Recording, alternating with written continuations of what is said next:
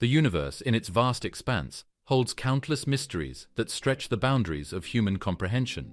From the strange behavior of our sun, exhibiting solar anomalies that baffle scientists, to the existence of hypothetical particles like strangelets that could consume entire planets, space continues to reveal its darkest secrets. Even the idea that the universe might have existed before the Big Bang makes us question the nature of time itself. And then there are the phantom galaxies, ghostly structures that might be echoes of a distant past, barely visible yet altering our perception of the cosmos. These phenomena don't just challenge our understanding of space. They make us question our very existence. Join me as we look into the existential mysteries of space. Galactic cannibalism, a dark history of devouring dwarf galaxies. The universe is filled with galaxies in constant motion, drifting, colliding, and merging with one another. Sometimes, one galaxy takes over another, devouring it in a process known as galactic cannibalism. Larger galaxies feast on smaller, nearby ones, pulling them in through their immense gravitational force. This slow, inevitable act of cosmic consumption is one of the key ways galaxies grow. The Milky Way itself has a dark history of galactic cannibalism, evident from stellar streams left behind by smaller galaxies it has absorbed. When a dwarf galaxy comes too close to a massive galaxy, the larger galaxy's gravity begins to pull it apart. The stars in the dwarf galaxy are stretched into long, curving trails known as stellar streams, which serve as evidence of past mergers. These streams are remnants, marking where the smaller galaxy used to exist. The Milky Way's halo contains many such streams, and some of them trace back to ancient galactic cannibalism. One of the most striking examples of this ongoing process is the Sagittarius stream, which shows how the Milky Way is still absorbing the Sagittarius dwarf galaxy even today. In this case, gravity is the primary player. It warps, stretches, and tears apart the dwarf galaxies, leaving behind debris that slowly falls into the larger galaxy's core.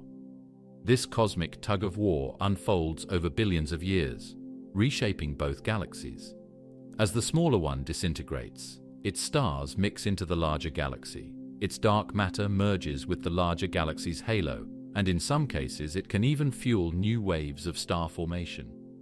The process doesn't always result in calm absorption. Galactic collisions can also ignite intense starbursts, creating hundreds or thousands of new stars in a brief span of cosmic time. Evidence of past galactic cannibalism is written all over the skies. The Gaia mission has been crucial in mapping out these stellar streams with unprecedented accuracy. By tracking the positions and velocities of stars, Gaia has allowed astronomers to trace back the origins of these streams and identify which dwarf galaxies were consumed in the past. These streams offer a rare glimpse into our galaxy's violent history, revealing that the Milky Way, like many other large galaxies, has been shaped by countless acts of cannibalism over the course of billions of years. This isn't just a story of the past. The Milky Way has several dwarf galaxies still orbiting around it. Some of these will inevitably fall victim to its gravitational pull. Among them, the Large Magellanic Cloud, LMC, stands out as a prime target for future galactic consumption. The LMC is a nearby satellite galaxy, currently on a collision course with the Milky Way. Although this interaction will take place over millions of years, scientists predict that the Milky Way will absorb the LMC, adding its mass, stars, and possibly even its central black hole to our galaxy. The Milky Way itself is destined for a collision with the Andromeda Galaxy. This event, projected to occur in about 4.5 billion years, will be a large-scale example of galactic cannibalism, where two giant galaxies merge to form a new, much larger galaxy. This future event will likely involve a complex dance of gravitational forces as stars from both galaxies interact, black holes collide, and gas clouds condense into new stars.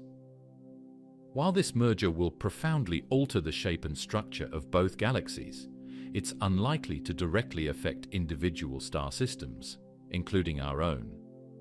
But the Milky Way isn't the only cannibal in the cosmic sea. Messier 87, a giant elliptical galaxy in the Virgo cluster, has a long history of consuming smaller galaxies. Its massive halo is filled with stellar shells and streams, evidence of previous mergers. This cannibalism has contributed to Messier 87's immense size, making it one of the largest known galaxies. Unlike spiral galaxies like the Milky Way, which maintain their disk-like shapes, elliptical galaxies are often the end result of repeated mergers. Over time, the complex interactions during cannibalism smooth out the structure of the galaxy, creating the more spherical shape observed in ellipticals. It's not just stars and visible matter that are absorbed during galactic cannibalism. Dark matter, the unseen substance that makes up most of the universe's mass, also plays a crucial role. The halos of dark matter surrounding dwarf galaxies are pulled into the larger galaxy's halo during the merger, altering its mass and gravitational influence.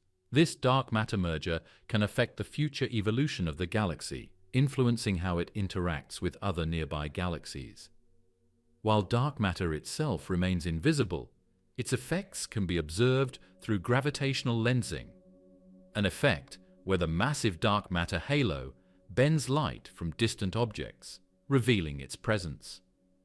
The role of dark matter in these cosmic collisions is still being studied, but simulations suggest that dark matter plays a critical role in determining the outcome of galactic mergers.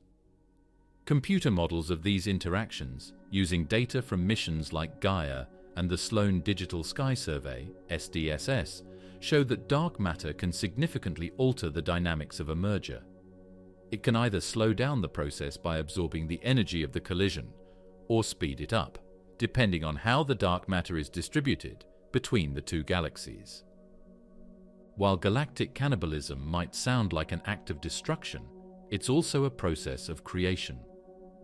When galaxies merge, the gas and dust inside them can collapse under the increased pressure, triggering bursts of star formation. These starbursts often occur in the later stages of a merger, as the gas clouds from both galaxies collide and condense. This burst of new stars can briefly transform the merging galaxies, making them shine brightly in infrared and radio wavelengths. Eventually, the new stars settle into the combined galaxy, becoming part of its stellar population. Interestingly, not all mergers result in one galaxy absorbing the other. In some cases, the interaction between galaxies creates tidal dwarf galaxies, small galaxies formed from the debris of the merger. These tidal dwarf galaxies are temporary structures, as they often don't have enough mass to hold themselves together for long. However, they offer a fascinating glimpse into the dynamic processes involved in galaxy formation and evolution. Throughout the universe, galaxies are constantly interacting, merging, and devouring each other. The cold dark matter model of cosmology suggests that galaxies grow hierarchically, with smaller galaxies merging to form larger ones over time. This model aligns with the observed evidence of galactic cannibalism, showing that mergers are a fundamental aspect of galaxy formation. Looking to the future, supercomputer simulations of the Milky Way Andromeda merger offer insights into how galactic cannibalism will continue to shape the local universe. These simulations predict that the merger will create a new elliptical galaxy with a significantly larger mass and halo than either galaxy has today. The merger will also likely trigger new rounds of star formation, as gas clouds within both galaxies collide and compress. However, some stars may be ejected from the merging galaxies entirely, flung into intergalactic space by the intense gravitational forces at play. One of the biggest questions surrounding the Andromeda-Milky Way collision is how it will affect our solar system. While it's unlikely that the merger will directly disrupt Earth's orbit around the Sun, it could alter the overall structure of the galaxy enough to influence the orbits of stars in the outer regions. Some simulations suggest that our solar system might be thrown into a different part of the galaxy, while others predict that it could remain relatively unaffected. Regardless, the event will profoundly reshape the Milky Way and create a new chapter in the ongoing story of galactic cannibalism. The holographic principle. Is our universe just a 3D projection? Black holes are often the topic of strange and intriguing concepts, but the holographic principle takes the idea of a black hole and extends it to the entire universe. In black hole physics, something curious was discovered. When studying the way black holes behave, it turns out that all the information about the matter that falls into a black hole is not lost, but somehow encoded on its surface. This contradicts the expectation that information should be contained within the volume of the black hole. The more surprising discovery is that this concept doesn't just apply to black holes, but could also apply to the entire universe. The idea here is that everything we experience in our 3D world is actually a projection of data from a 2D surface, located at the edge of the universe. This theory was extended by physicists like Leonard Susskind and Gerard T. Hooft. They took the strange properties of black holes and proposed that perhaps our whole universe behaves like a massive hologram. What we perceive as reality in 3 dimensions is just a projection of information that exists in fewer dimensions, most likely on the outer boundary of the universe. It's as if we're living inside a cosmic projection, much like a movie projected on a screen. One of the clearest realizations of this principle comes from something called the anti-de Sitter space and conformal field theory, ADS-CFT correspondence. This theory suggests that the gravitational interactions happening in our 3-dimensional space could be described by a simpler theory existing on a 2-dimensional surface, like the walls of the universe. The duality is remarkable. Even though we experience everything in 3 dimensions, there could be a more fundamental reality that exists in just 2 dimensions.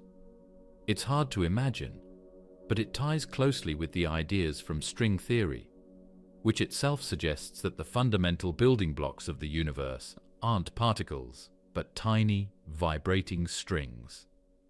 The holographic principle and string theory together offer solutions to some of the most puzzling questions in modern physics, including the behavior of quantum gravity. The idea that particles and even spacetime itself might emerge from quantum interactions encoded on a lower dimensional boundary is one of the most radical concepts out there. But it's not just theory. Quantum entanglement is another piece of the puzzle. Entanglement describes how particles can remain connected over vast distances, affecting each other instantly. Some researchers believe that the entire fabric of space might be woven together by quantum entanglement, with this connectedness building the 3-dimensional reality we experience. This idea also offers a way to understand one of the strangest puzzles in black hole physics: the black hole information paradox. For years, physicists were confused about whether information that enters a black hole is lost forever. The holographic principle provides a solution to this. If the universe itself is holographic, then the information that falls into a black hole isn't lost. It's simply stored on the black hole's event horizon, or the boundary of the black hole, just as all information about the universe is stored on its own boundary. In this sense, black holes could become windows into understanding the deeper nature of our holographic universe. One potential piece of evidence for the holographic nature of the universe comes from the cosmic microwave background, CMB, the faint afterglow of the Big Bang. Some scientists have speculated that this ancient radiation could be a boundary, a sort of screen, on which all the data that defines the universe is projected. It's a tantalizing idea that might help connect the early stages of the universe with its large-scale structure today. Experiments are even being carried out to test the validity of the holographic principle. One such experiment, conducted at Fermilab, is known as the holometer. This device aims to detect tiny fluctuations or holographic noise in spacetime that could indicate that our universe isn't perfectly smooth but pixelated, much like a digital image. If spacetime is pixelated, this would suggest that the universe is indeed a hologram, with its fundamental structure being more granular and discrete than continuous. The big challenge in physics has always been uniting general relativity, which describes the behavior of large objects like stars and planets, with quantum mechanics, which governs the microscopic world. The holographic principle offers a bridge between these two worlds, by suggesting that gravity in the larger universe might emerge from quantum processes on a much smaller scale. It provides a fresh way to think about gravity, not as a force between objects, but as a result of the interaction of information encoded on the universe's boundary. Scientists still don't know where dark energy comes from, but it's clearly responsible for the universe's fast expansion.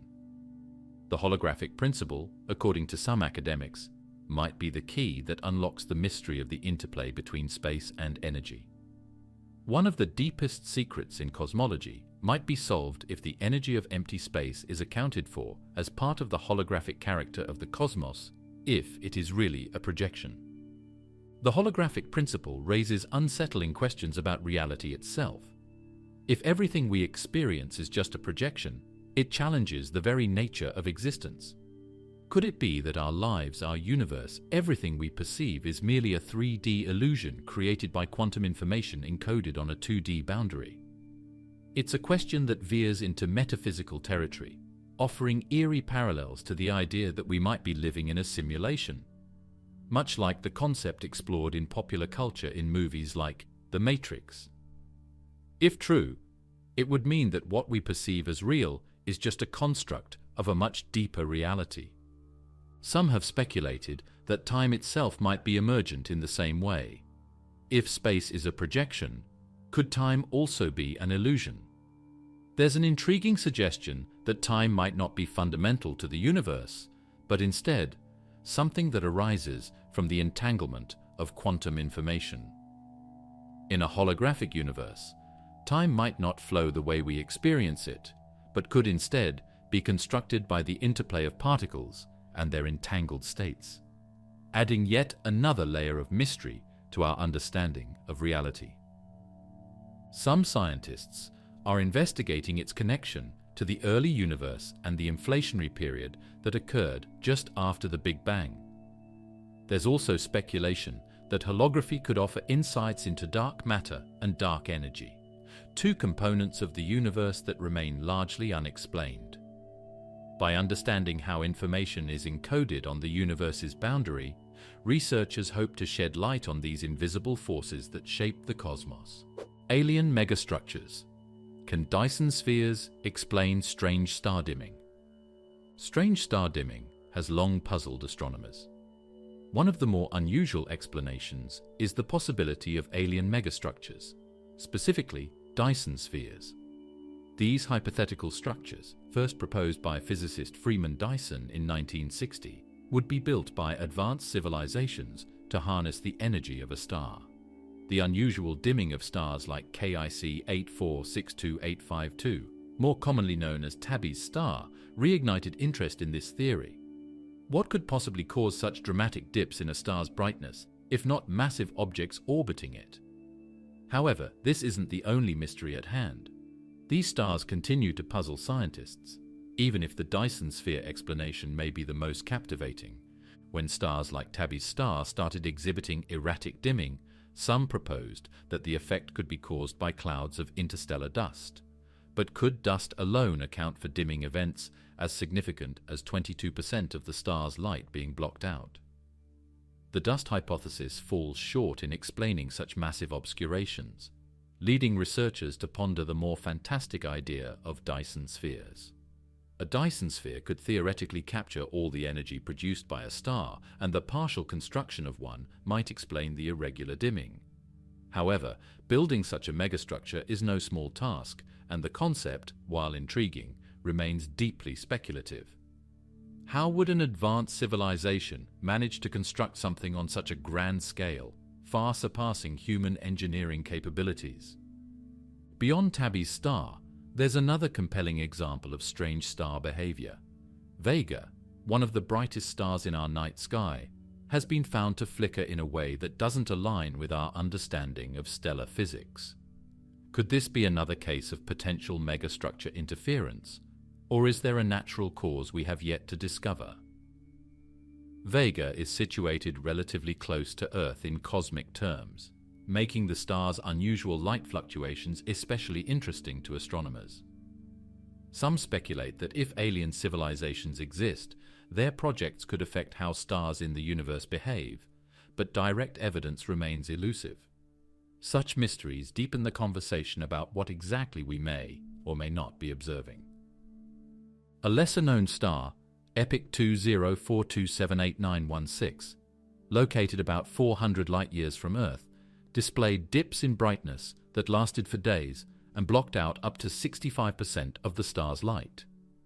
The scale of this dimming event led researchers to once again consider the idea of enormous structures orbiting the star. But are we too quick to jump to such conclusions?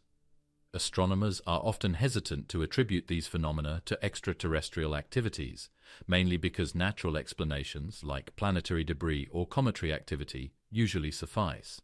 But as our technology improves, so too does our ability to detect anomalies in distant stars, pushing us to confront possibilities that stretch the boundaries of our knowledge. Could an advanced civilization actually build a Dyson sphere? The amount of material required would be astronomical. In theory, such a civilization would need to dismantle entire planets for raw materials to construct a structure that encompasses a star. However, another variant of the Dyson sphere, the Dyson swarm, is often considered more feasible. This version involves numerous independent satellites orbiting a star to collect its energy rather than a solid shell. The partial construction of such a swarm could be one of the causes of the mysterious star dimming we've observed. But once again, the sheer scale of such a project is daunting. For a civilization to reach this level of technological advancement, they'd likely be classified as a Type II civilization on the Kardashev scale, meaning they can harness the total energy output of their host star. Despite the captivating nature of the Dyson sphere theory, several other hypotheses attempt to explain the observed dimming.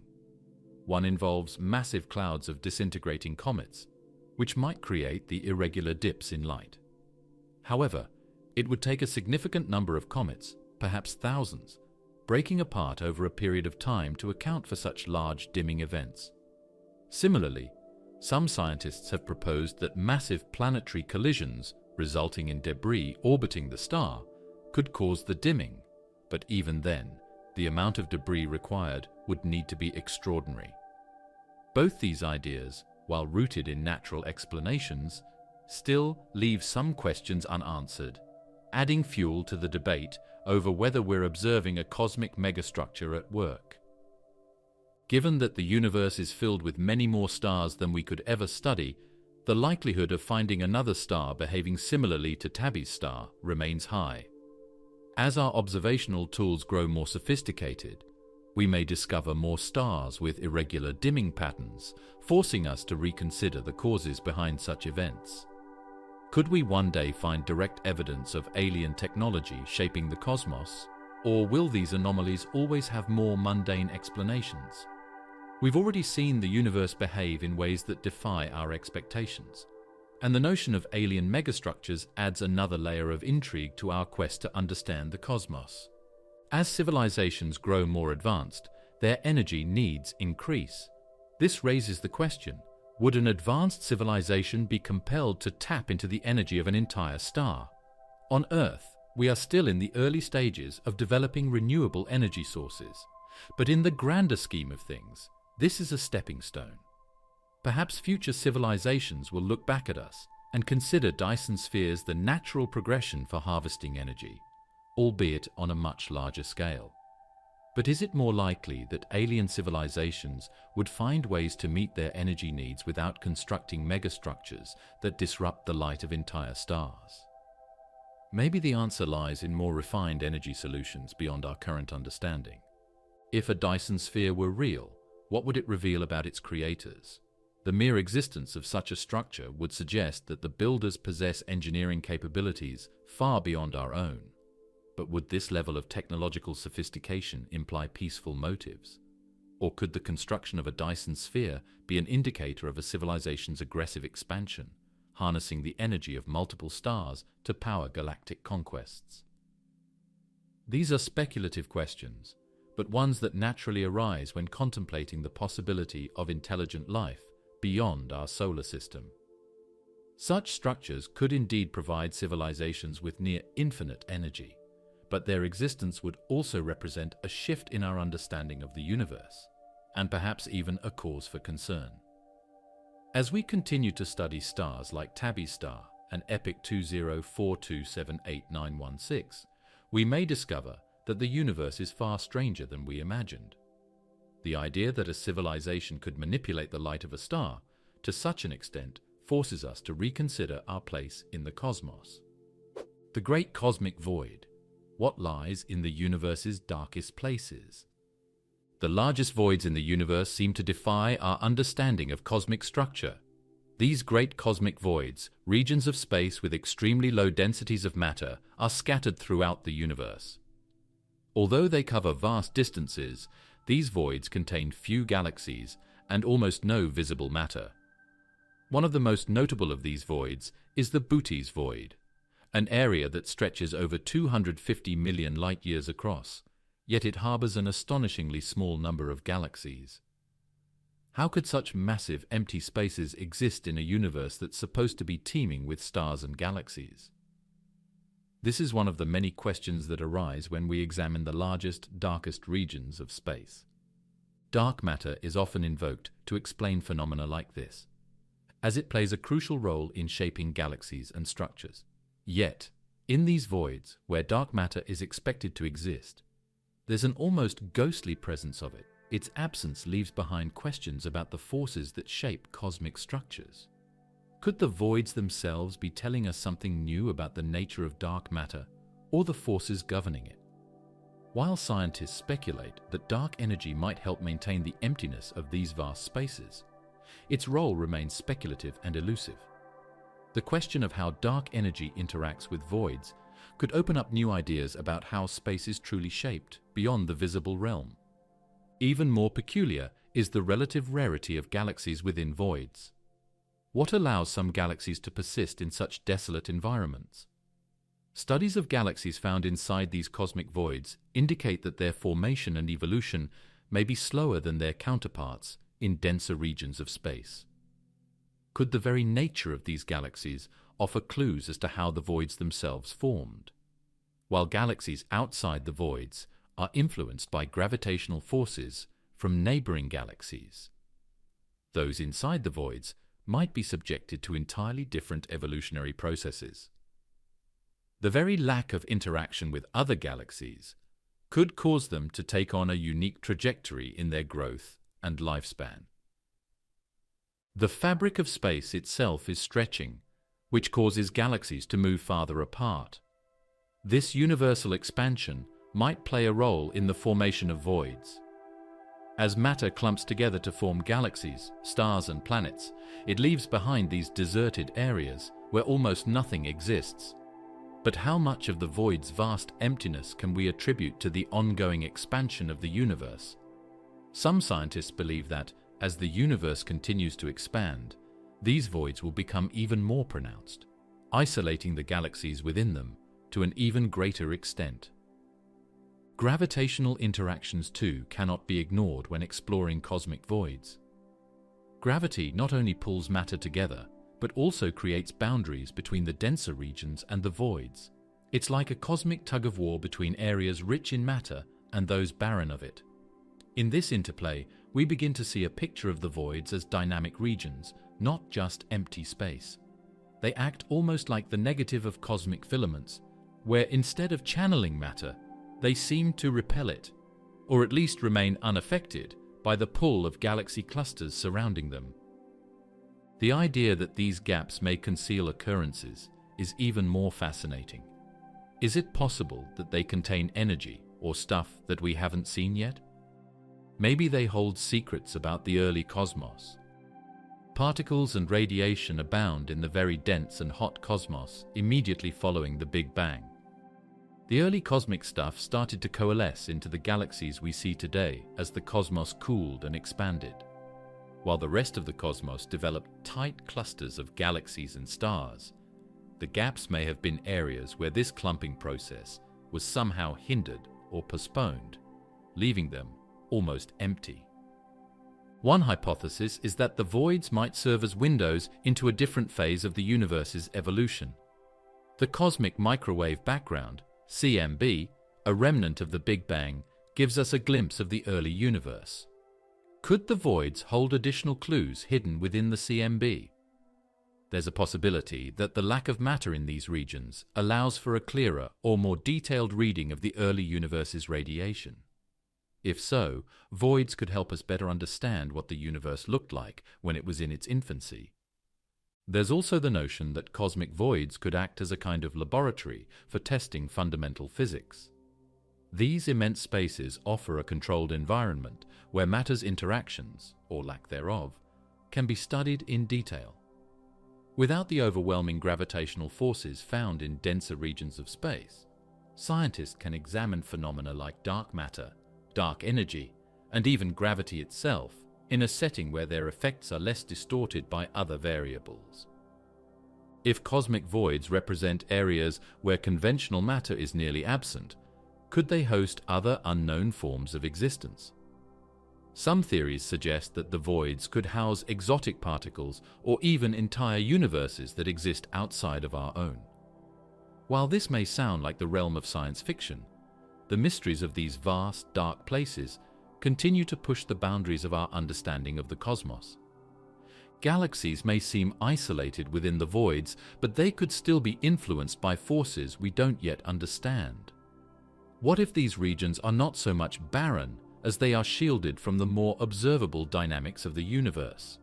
The galaxies that do exist within voids appear to be outliers, yet they could hold the key to unlocking new knowledge about how all galaxies evolve.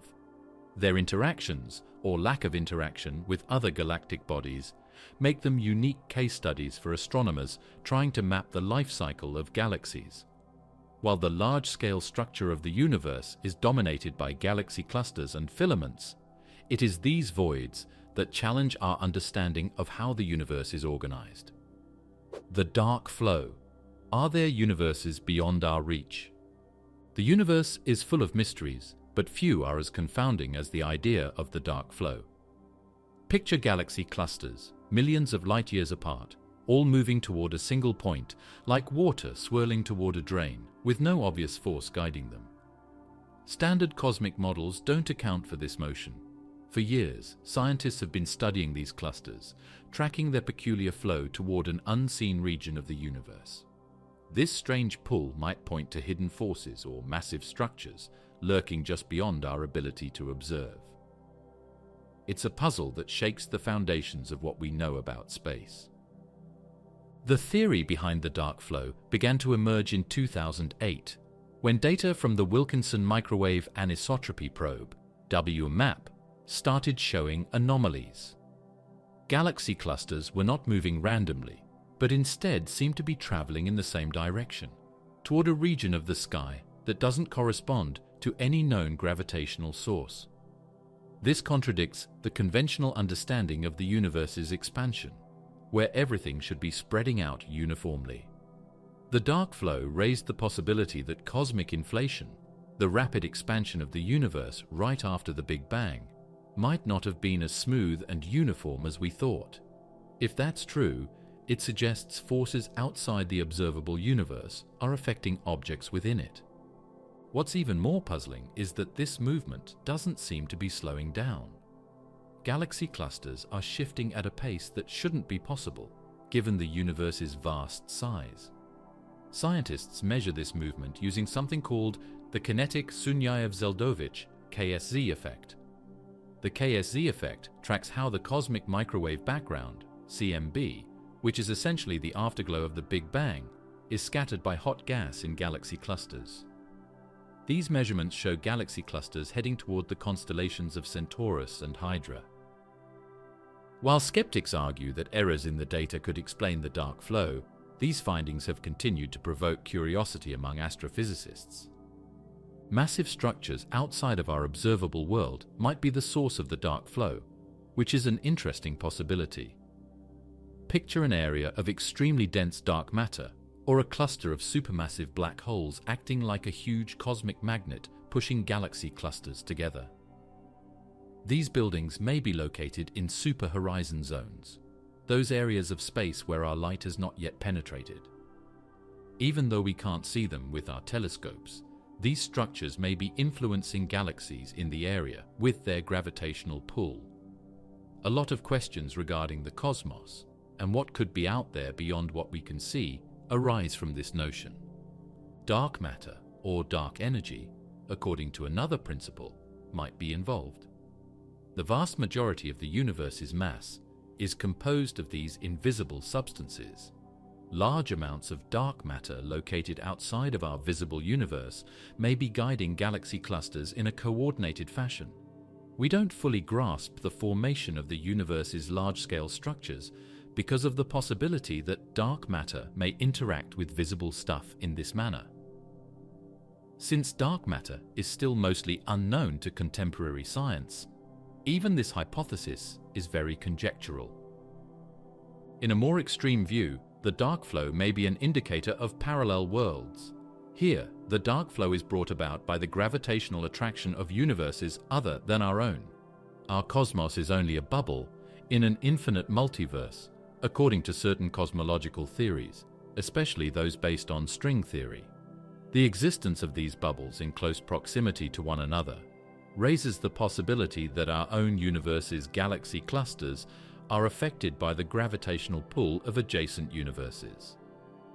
Even though it's still just a hypothesis, the concept of a multiverse has been growing in theoretical physics.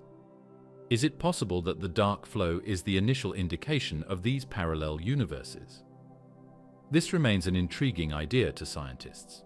The CMB is a snapshot of the universe when it was only 380,000 years old, and it should be uniform if cosmic inflation happened the way we think it did. However, there are regions in the CMB that don't fit the expected pattern. One of these is the so-called cold spot, an unusually large and cold area of space that might be linked to the dark flow. Some scientists speculate that this region could be a void, a vast, empty space where the density of matter is much lower than elsewhere. Others propose that it might be a bruise left by an interaction with another universe, lending indirect support to the multiverse hypothesis. Adding to the mystery, gravitational lensing could also be distorting our view of the CMB. Gravitational lensing occurs when massive objects like galaxy clusters or black holes bend light from more distant sources. It's possible that unseen structures beyond the observable universe are warping the light we see, creating the appearance of movement in galaxy clusters. This idea ties into the theory that super-horizon structures are influencing the motion of visible matter. However, much more data is needed to determine whether gravitational lensing plays a role in the dark flow. In 2013, data from the Planck satellite offered more precise measurements of the CMB, but it didn't provide a definitive answer about the existence of the dark flow. While some of the irregularities in the CMB were smoothed out, the overall phenomenon remains unexplained. Critics argue that the dark flow could be the result of statistical anomalies or errors in the data. However, proponents of the theory point out that even with improved data, the peculiar motion of galaxy clusters has not been fully accounted for. The debate is far from settled, and the search for answers continues. The dark flow's capacity to unveil proof of the existence of several universes is among its most intriguing possible consequences. One possible first concrete indication that our universe is not alone is the possibility that other universes are influencing the motion of galaxy clusters. Inflationary cosmology is the theoretical foundation of the multiverse theory, which states that our cosmos is one among many, with distinct physical rules and structures. These parallel universes may be interacting, merging, or colliding. Some theories of quantum gravity suggest that the possibility of universes exerting gravitational forces on each other is theoretical, but not completely out of the question. If this were to be proven accurate, it would completely alter our perception of the world. But not all scientists are convinced by the multiverse explanation. Some suggest that the dark flow could be caused by large-scale structures within our own universe that we have yet to detect. These structures could be massive, hidden concentrations of matter that are too far away for us to observe but are still part of our universe. Others believe that future improvements in technology will rule out the dark flow as a real phenomenon, relegating it to the realm of statistical noise. Until then, the mystery endures. Future technologies may hold the key to solving this cosmic riddle. New space telescopes, deep space surveys, and next-generation cosmic microwave background detectors will provide more data and potentially offer new insights. Scientists also hope to use gravitational wave detectors, which measure ripples in spacetime, to detect signals from interactions with other universes. These tools could reveal more about the nature of the dark flow and its connection to the larger cosmos. The edge of time. Could the universe have existed before the Big Bang? The concept of what might have existed before the Big Bang has puzzled scientists and thinkers for decades, leading to a range of theories that seek to explain the moments before the beginning of the universe. Although time itself seems tied to the expansion that started at the Big Bang, modern physics has explored multiple ideas suggesting a rich and complex history beyond our conventional understanding. From cyclical universes to alternate dimensions and quantum anomalies, the nature of time and space may be far more enigmatic than previously thought. One prevailing theory that challenges the idea of a singular beginning is the Big Bounce theory. According to this idea, the universe is not a one-time event, but part of a repeating cycle where it expands, then contracts, and finally bounces back into another period of expansion. Imagine the universe as a cosmic accordion, constantly shrinking and expanding. This suggests that there could have been many Big Bangs and Big Crunches before our current universe came into existence. It's like a cosmic heartbeat, continuously renewing itself, possibly for eternity. Although we currently can't directly observe the universe before the Big Bang, quantum mechanics might hold the key to unraveling this process. Inflationary multiverse introduces the idea that the Big Bang might not have been unique to our universe. The concept of eternal inflation posits that the universe could be just one of many bubble universes floating within a much larger multiverse. These universes may constantly form through localized Big Bangs, with our own universe being just one in an infinite series. This notion suggests that the Big Bang we associate with our universe might have been a localized event, triggered by inflationary energy fields that exist beyond the universe we observe. One particularly captivating idea comes from conformal cyclic cosmology, CCC, proposed by physicist Roger Penrose. CCC suggests that the universe undergoes infinite cycles of expansion and contraction, similar to the Big Bounce, but with a key difference. Instead of collapsing back into a singularity, the universe fades into an almost featureless state where space and time reset. In this sense, each eon of the universe ends and begins without a singular dramatic event like the Big Bang. Interestingly, Penrose claims that faint traces of past eons might even be visible in the cosmic microwave background, CMB, radiation, providing potential observational evidence for this idea. Hartle-Hawking, no boundary proposal, developed by physicists James Hartle and Stephen Hawking. This theory suggests that time is finite, but without boundaries. In simple terms, the universe didn't have a traditional beginning. Rather, it transitioned from a quantum state into the state we observe today. Imagine a globe. There's no edge or starting point, just a smooth curve. In the Hartle-Hawking model, the Big Bang wasn't a sudden explosion, but a gradual emergence of spacetime. This view fundamentally challenges our understanding of beginnings and endings, as it implies time had a much smoother start than classical physics describes.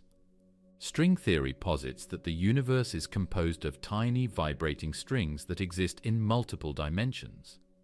According to brane cosmology, our universe could be a brane floating in a higher dimensional space.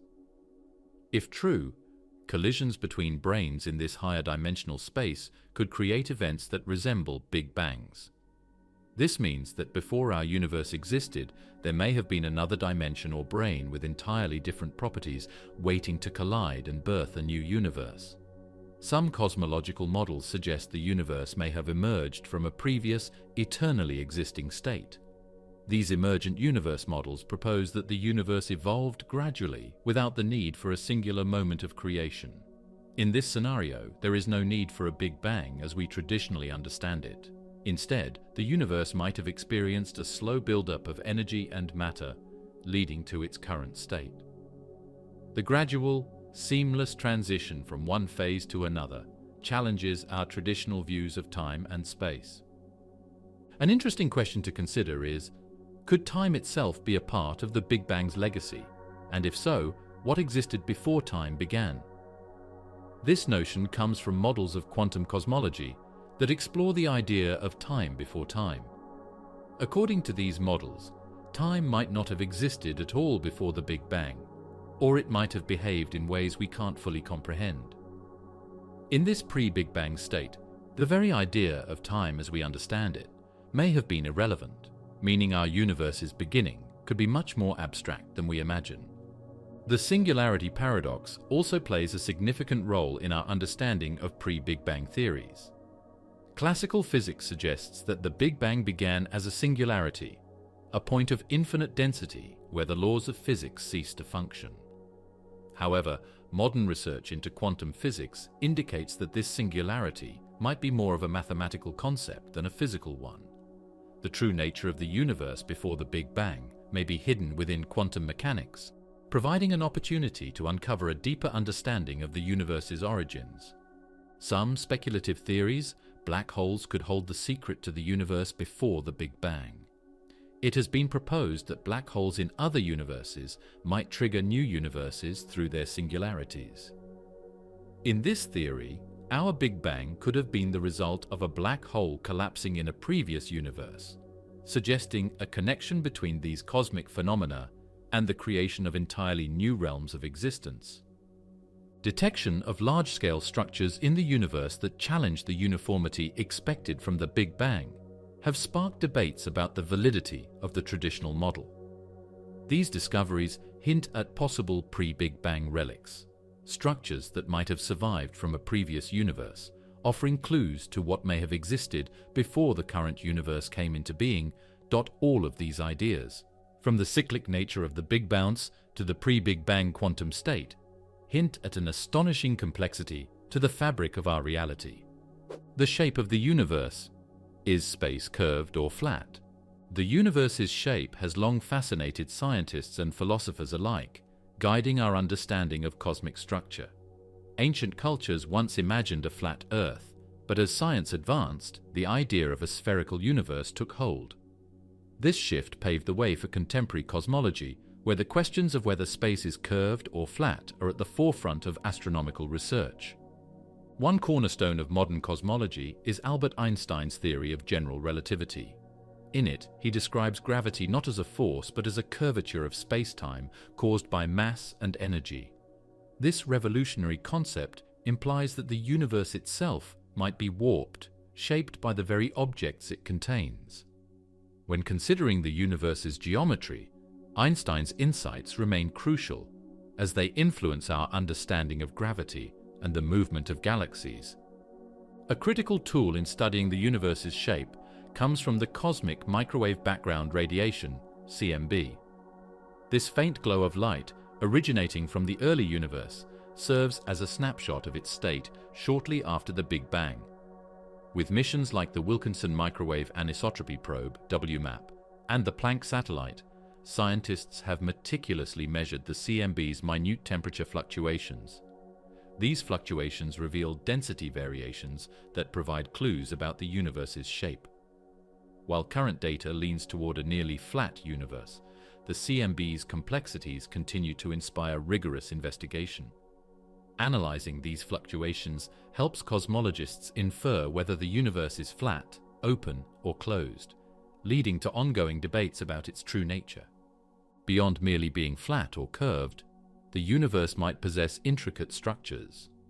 Researchers have explored concepts like a toroidal, donut-shaped universe, or multi-connected spaces, where the universe loops back on itself. Such ideas push the boundaries of conventional cosmological models and challenge our understanding of what constitutes a shape in the cosmic landscape. Astronomers observe distant galaxies moving away from us, a phenomenon known as redshift. This expansion suggests that the universe is not static, it's ever-evolving. If the rate of expansion shifts over time, it might imply that the universe's shape is not fixed, which could complicate the distinctions between flat and curved geometries. Dark energy, discovered in the late 1990s, is believed to be responsible for the acceleration of this expansion. Its properties remain mysterious, and its potential influence on the universe's shape is still under active investigation. Dark energy influences the universe's expansion rate and may lead to complex curvature dynamics over time.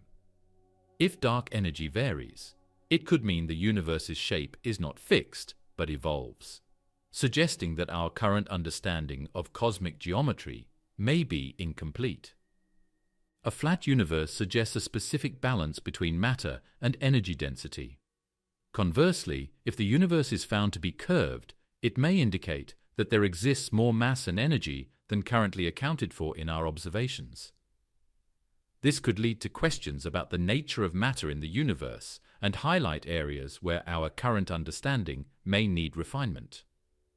The form of the cosmos can be better understood through the use of gravitational lensing, a process in which large objects distort light coming from farther away. Light distortion around galaxy clusters allows astronomers to estimate space curvature and mass distribution. You may learn if the cosmos is flat, open, or closed using this method. The impact of quantum fluctuations on the early cosmos is an intriguing factor to think about. It is possible that the large-scale structures we observe today originated from the minute density differences that appeared in the immediate aftermath of the Big Bang.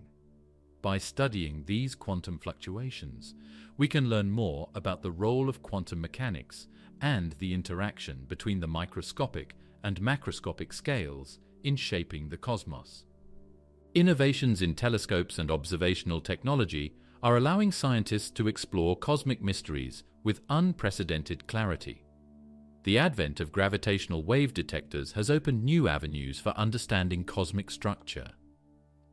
These technologies may unveil evidence that could challenge existing cosmological models and reshape our understanding of the universe's geometry.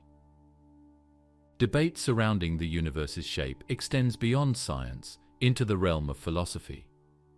It raises profound questions about the nature of reality and the limits of human understanding. The exploration of whether the universe is flat or curved invites contemplation about what it means for the universe to have a shape. If the universe is infinite and unbounded, what does it mean for it to be flat or curved? Such inquiries provoke deeper reflections on existence itself. Observations indicate that while the universe might appear flat on a grand scale, local structures may exhibit significant curvature. This duality adds complexity to our understanding of cosmic geometry, challenging the notion of a single universal shape. The cosmic web, a vast structure made up of galaxies and filaments, plays a crucial role in this inquiry. Understanding how matter is distributed across the cosmos and its impact on the universe's overall geometry remains a focal point of current research. Phantom galaxies. Are we seeing ghosts of the past? Phantom galaxies are elusive objects that continue to baffle scientists, existing at the very fringes of detection. These enigmatic galaxies seem to drift through space like echoes of the past, barely visible through the most advanced instruments. They challenge our understanding of the universe's structure and composition, as they often defy typical detection methods used for traditional galaxies. Some of these phantom galaxies date back to the Dark Ages, a time shortly after the Big Bang, when hydrogen gas dominated the cosmos, rendering these early galaxies nearly invisible. These galaxies from a time before ionization are hidden from optical telescopes, but they represent a crucial period in the universe's early formation. When we peer at phantom galaxies, it's almost like looking through a window into a universe that no longer exists. Low surface brightness, LSB galaxies, represent a significant portion of these phantom galaxies. These objects are faint because their stars are spread out over a large area, making them difficult to detect. Despite their diffuse appearance, LSB galaxies might actually outnumber regular galaxies. They blend into the background of the universe, making them ghostly figures that evade easy detection. The faintness of these galaxies, however, doesn't make them any less significant. The discovery and study of LSB galaxies could reveal more about the formation and distribution of galaxies in the cosmos. And it's even possible that our current view of the universe is incomplete because so many of these faint galaxies are missed. An intriguing aspect of phantom galaxies is their potential connection to dark matter. Dark matter is a mysterious substance that doesn't emit, absorb, or reflect light, making it invisible and detectable only through its gravitational effects on other objects. Some phantom galaxies might be composed primarily of dark matter, which would explain their nearly invisible nature. These galaxies could be crucial to solving the dark matter puzzle, as studying them might provide insight into where and how dark matter is distributed throughout the universe. If dark matter dominates these phantom galaxies, then they could hold the key to understanding the majority of the universe's unseen mass. Then there's the possibility that these phantom galaxies are not whole galaxies at all, but remnants of larger galaxies torn apart by cosmic forces. In galaxy clusters, the intense gravitational pull from surrounding galaxies can shred smaller galaxies into pieces, leaving only faint remnants behind. These remnants, consisting of stars and gas, can drift for billions of years, appearing to us as ghostly echoes of galaxies that once were. This phenomenon contributes to intracluster light, ICL, a diffuse glow that permeates galaxy clusters. These remnants may seem like fully formed galaxies at a distance, but up close, they are nothing more than cosmic debris left behind by gravitational forces. Cosmic superclusters are another environment where phantom galaxies can emerge.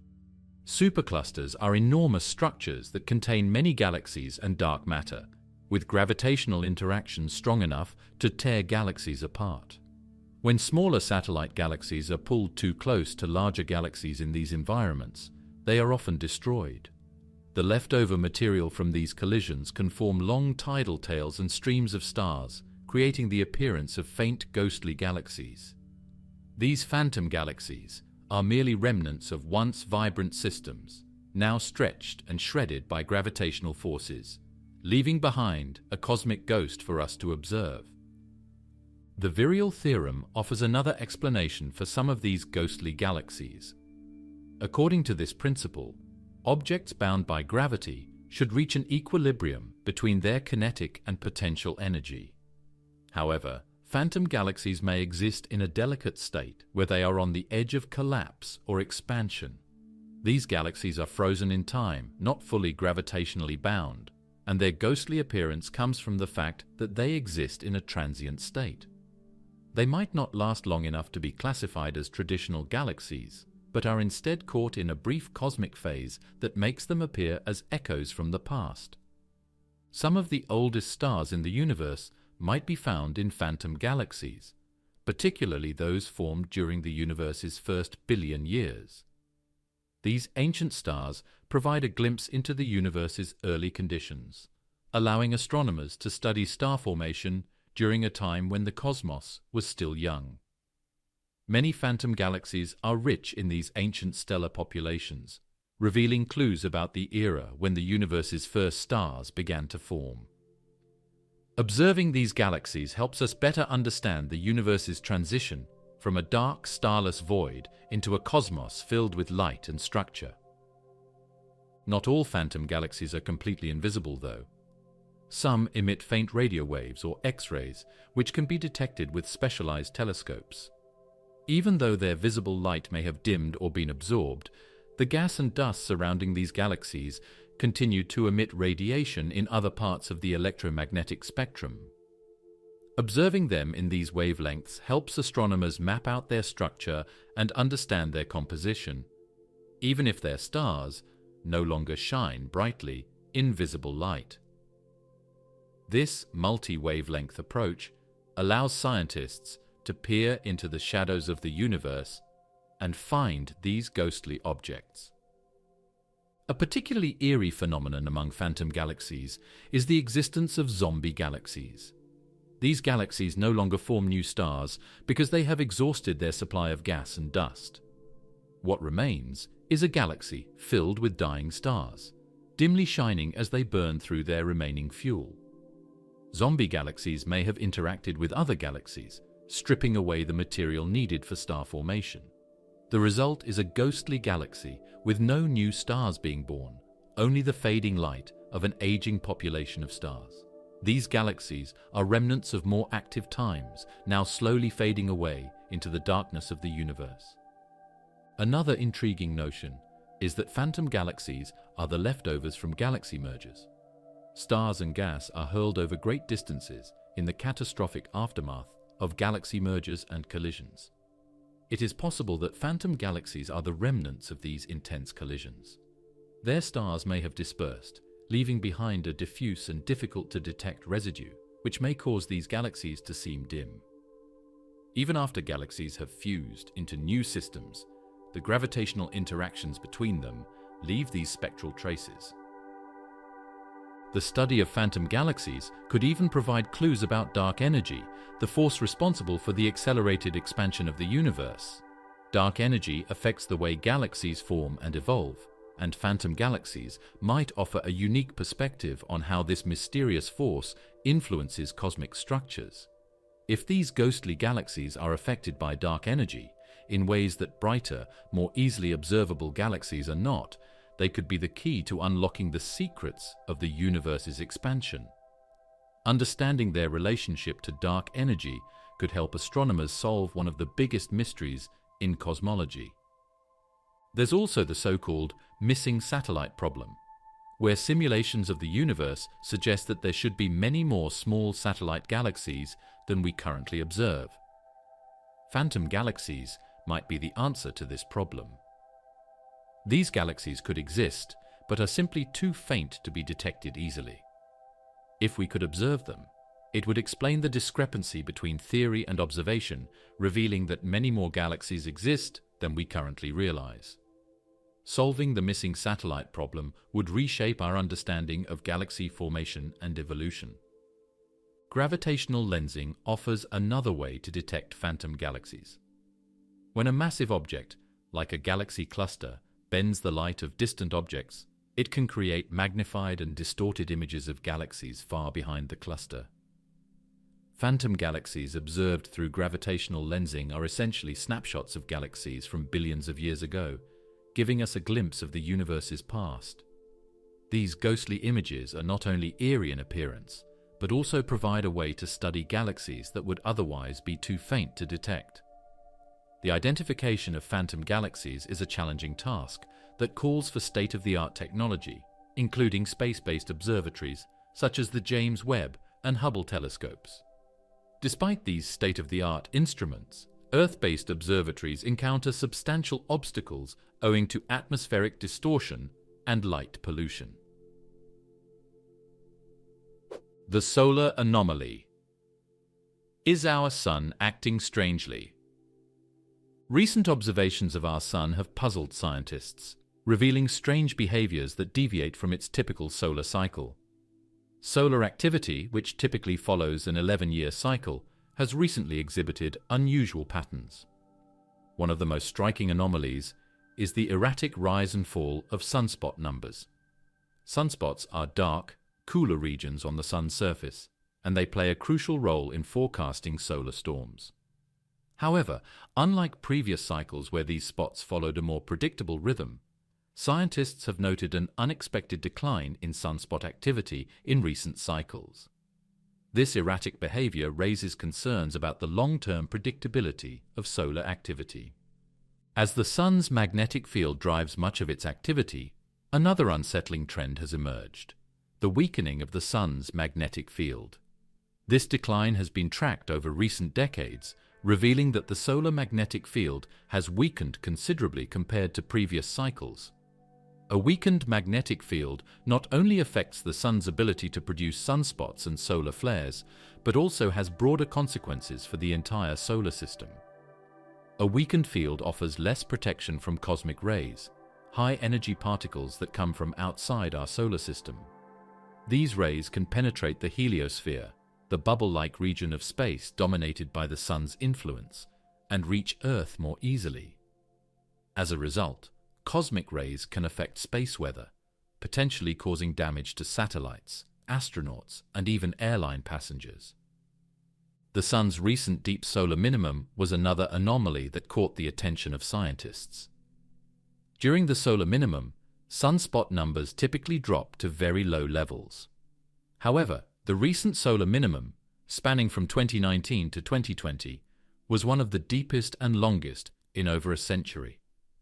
The prolonged period of low solar activity during this time sparked concerns about potential impacts on Earth's climate. Some researchers suggest that changes in solar activity, such as fewer sunspots and solar flares, might correlate with shifts in global temperatures. However, this connection remains a subject of intense debate, as the influence of solar variability on Earth's climate is complex and not fully understood. Interestingly, despite the deep solar minimum, powerful solar flares have been observed during periods of low sunspot activity. This is unusual, as flares are generally associated with the solar maximum, when sunspots are abundant. The emergence of strong solar flares during this quiet period suggests that our understanding of solar dynamics may need to be revised. It challenges the conventional wisdom that solar flares are exclusively tied to sunspot numbers, pointing to more intricate processes at play within the Sun's magnetic field. One of the most surprising discoveries about the Sun's behavior is the rapid reversal of its magnetic poles. Every 11 years, the Sun's magnetic poles flip, with the north and south magnetic poles switching places. This process is known as the solar cycle. However, recent observations indicate that these pole reversals are happening more quickly than anticipated, adding to the complexity of understanding the Sun's internal magnetic processes. Faster pole reversals could lead to more unpredictable space weather events, as the Sun's magnetic field directly influences solar wind, sunspot formation, and solar flares. The weakening of the solar magnetic field has also led to an increase in cosmic ray penetration into our solar system. Cosmic rays are high-energy particles from supernova explosions and other violent cosmic events that travel through space. When the Sun's magnetic field is strong, it shields the solar system from most of these particles. However, with the field weakening, more cosmic rays are reaching Earth, raising concerns about their impact on both technology and human health. These rays can damage electronics, disrupt satellites, and pose a risk to astronauts in space. The increase in cosmic rays also impacts Earth's atmosphere, potentially influencing weather patterns and cloud formation. Scientists have also observed unusual behavior in the Sun's sunspots. Normally, sunspots follow a predictable pattern during each solar cycle, appearing in specific latitudes on the Sun's surface before migrating toward the equator as the cycle progresses. However, in recent years, sunspots have been forming in unexpected locations and exhibiting behavior that doesn't align with the typical solar cycle. Some sunspots have persisted for much longer than usual, while others have appeared more complex, with multiple magnetic regions interacting in unexpected ways. These irregularities suggest that the Sun's internal magnetic field is undergoing changes that could have broader implications for solar activity and space weather. One significant result of these solar anomalies is the increased frequency of solar energetic particle (SEP) events. SEPs are high-energy particles released during solar flares and coronal mass ejections (CMEs). These particles can travel at nearly the speed of light, posing a hazard to spacecraft, satellites, and astronauts. In recent years, there has been an uptick in SEP events, even during periods of low solar activity. This trend is concerning as it challenges the assumption that SEP events are only linked to solar maximum. The rise in these high-energy particle events raises questions about how well scientists understand the Sun's energy release mechanisms. Solar wind, a stream of charged particles emitted by the Sun, typically follows predictable patterns in line with the solar cycle. However, during recent solar minimums, solar wind speeds have shown greater variability than expected. At times, the wind has slowed dramatically, while at other times, it has surged unexpectedly. These fluctuations in solar wind speed have significant implications for space weather, particularly for satellites and spacecraft operating beyond Earth's atmosphere.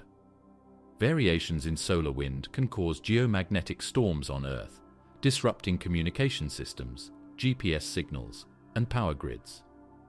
Some scientists argue that the recent decrease in solar activity could contribute to a cooling effect on the planet, although this idea is highly contested. The faint young sun paradox adds to this mystery. According to this paradox, the Sun was much dimmer billions of years ago, yet Earth was warm enough to support liquid water. Understanding the Sun's past and present anomalies could offer clues to resolving this paradox, shedding light on the complex relationship between solar output and Earth's climate. The increased likelihood of geomagnetic storms caused by the Sun's erratic behavior. These storms occur when solar wind, or CMEs, interact with Earth's magnetic field, triggering disturbances in the magnetosphere. One of the most famous examples of a geomagnetic storm is the Carrington event of 1859, which caused widespread telegraph disruptions and auroras visible as far south as the Caribbean. With the rise in solar anomalies, the possibility of another major geomagnetic storm looms large. Such an event could have catastrophic consequences for modern technology, including widespread power outages and disruptions to communication networks. Unusual formation of coronal holes are regions of the Sun's atmosphere where the magnetic field opens up and allows solar wind to escape more freely.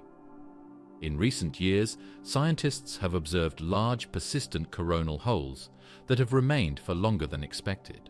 These holes release streams of high-speed solar wind, which can lead to increased geomagnetic activity on Earth.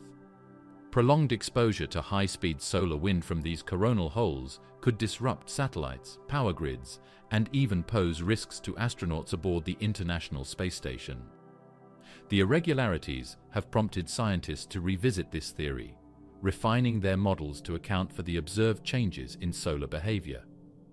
The solar dynamo theory is crucial for predicting future solar activity, but with the Sun exhibiting unexpected behavior, it's clear that our understanding of this process is far from complete.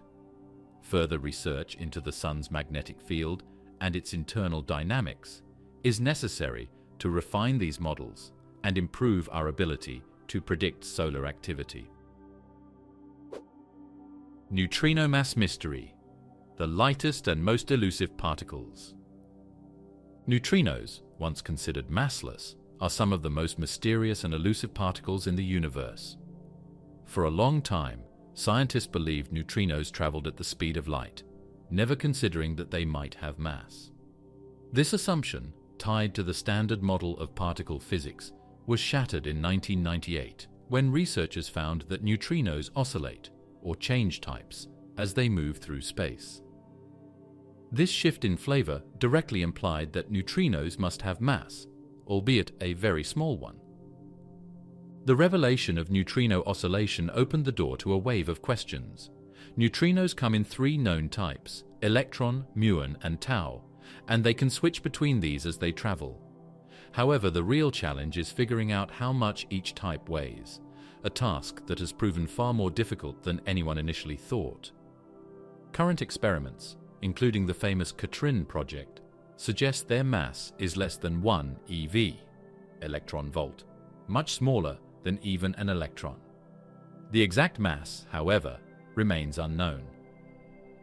The possibility of a fourth hypothetical neutrino, sterile neutrinos. Unlike the three standard types, sterile neutrinos wouldn't interact with matter in any way we can currently detect, making them invisible to almost all methods of observation. They could, however, be linked to dark matter, one of the universe's greatest mysteries. If sterile neutrinos exist, they may be the answer to why we can't see most of the matter in the universe, providing a critical piece of the dark matter puzzle. Neutrinos also played a critical role in the early universe. Just seconds after the Big Bang, neutrinos decoupled from the hot plasma that filled the cosmos, effectively freezing out from the rest of the matter. This early behavior has given rise to the idea that neutrinos could have influenced how matter was distributed across the universe. Tracing their interactions from this time could give insights into how the universe's structure was shaped. A crucial puzzle is understanding how neutrino mass is ordered. Scientists are still unsure whether the heavier neutrino is the most energetic or the least. This is known as the normal or inverted mass hierarchy, and solving it could provide key answers to the evolution of matter in the universe. Different experiments, from neutrino detection facilities like IceCube in Antarctica to observatories measuring cosmic background radiation, aim to unravel this mystery. When massive stars explode, they release a colossal amount of neutrinos. In fact, 99% of a supernova's energy comes in the form of these particles. Scientists use neutrinos as a window into the heart of these explosions, which are otherwise shrouded in plasma and light. By tracking neutrinos from distant supernovae, researchers can gain insights into how these cataclysmic events contribute to the creation of heavier elements, essential to forming planets and life. Majorana hypothesis suggests that neutrinos could annihilate themselves if they encounter other neutrinos of the same type. If proven, this would offer not only an explanation for neutrino mass, but also for why the universe has more matter than antimatter. Matter-antimatter asymmetry remains one of the most perplexing problems in cosmology, and neutrinos could hold the key to solving it. Data from the cosmic microwave background, CMB, the faint glow left over from the Big Bang, helps put upper limits on neutrino mass. These measurements suggest that the combined mass of all three neutrino types is astonishingly small, less than a millionth of an electron's mass. Further studies of galaxy formation and cosmic expansion could reveal how these lightweight particles influence the large-scale structure of the universe. The Katrine experiment is pushing the boundaries of our understanding of neutrino mass by studying the radioactive decay of tritium, a heavy form of hydrogen. By analyzing how neutrinos interact during this decay process, scientists are getting closer to determining their exact mass. Early results indicate the mass is smaller than previously estimated, but the race to pin down the number continues. Sterile neutrinos could explain part of the missing mass in the universe. Unlike regular neutrinos, sterile ones would interact solely through gravity, making them ideal candidates for dark matter. If we can prove their existence, sterile neutrinos might not only solve the mystery of dark matter, but also transform our understanding of the universe's mass and energy distribution. Back in the 1960s, the solar neutrino problem was one of the first major clues that neutrinos held more secrets than scientists initially thought. Early experiments aimed at measuring neutrinos from the Sun detected only a fraction of the expected particles. The Homestake experiment, which started in the 1960s, baffled researchers by capturing only 1/3 of the predicted number. Decades later, we now know that this discrepancy was due to neutrino oscillation, where electron neutrinos from the Sun transform into muon and tau neutrinos during their journey to Earth. This discovery changed our understanding of particle physics forever. Neutrinos also factor into one of the most profound questions in physics. Why does the universe contain more matter than antimatter? The theory of leptogenesis proposes that in the early universe, heavy neutrinos decayed in a way that favored matter over antimatter. While this theory remains speculative, it offers a tantalizing explanation for why everything we see around us exists in its current form, rather than being annihilated by antimatter. In recent years, the IceCube Neutrino Observatory has detected high-energy neutrinos originating from far beyond our galaxy. These particles are thought to come from extreme environments such as gamma-ray bursts or black hole jets. By detecting these cosmic neutrinos, IceCube has opened a new window into studying some of the most energetic and violent processes in the universe. Observing these high-energy neutrinos helps researchers trace back the origins of these catastrophic cosmic events. Another major experiment, the Sudbury Neutrino Observatory (SNO), was instrumental in confirming that neutrinos oscillate between flavors. SNO's work also contributed to solving the solar neutrino problem and solidified our understanding that neutrinos must have mass. These findings revolutionized particle physics and sparked a new wave of research into neutrino properties. Scientists are looking for a rare type of nuclear reaction known as neutrinoless double beta decay. If detected, this process could confirm that neutrinos are Majorana particles, meaning they are their own antiparticles. This would have profound implications for particle physics and cosmology, offering a new pathway to measure neutrino mass and uncovering new physics beyond the standard model. The Super Kamiokande and its upcoming successor, Hyper Kamiokande, are some of the most sensitive neutrino detectors ever built. Located in Japan, Super Kamiokande has provided critical data confirming neutrino oscillation.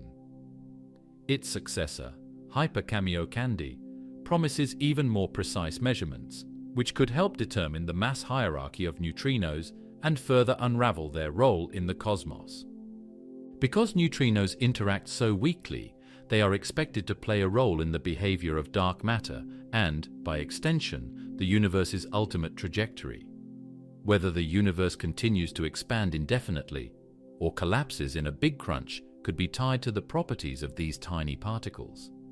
Their behavior in cosmic events like neutron star mergers may also reveal new physics that affects everything from galaxy formation to the expansion of the universe. Helium rain on gas giants, a hidden process within the largest planets.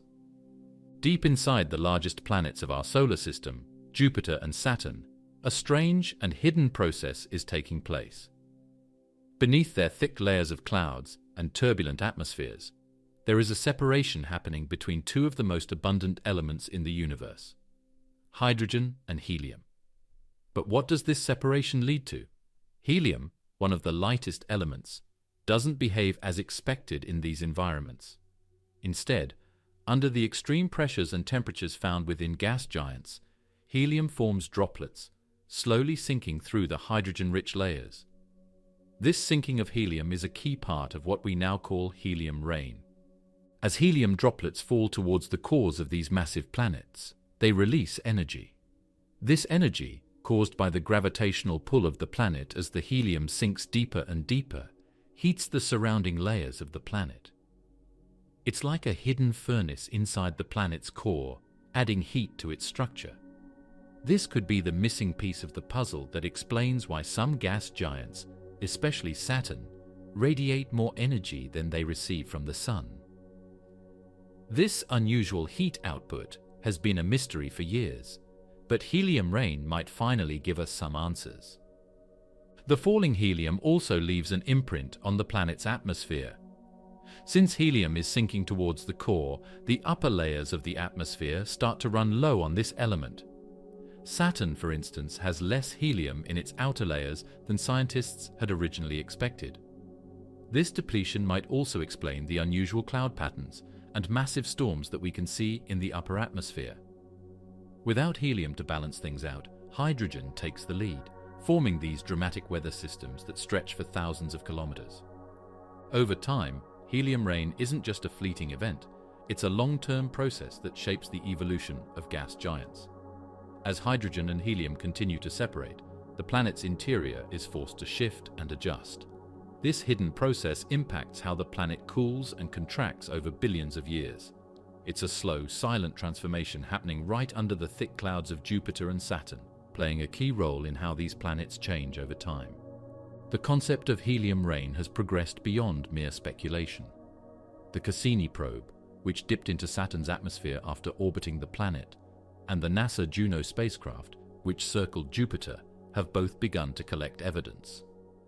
Astronomers have found evidence that helium rain is real, according to measurements of these planets' gravitational fields and glimpses into their cores.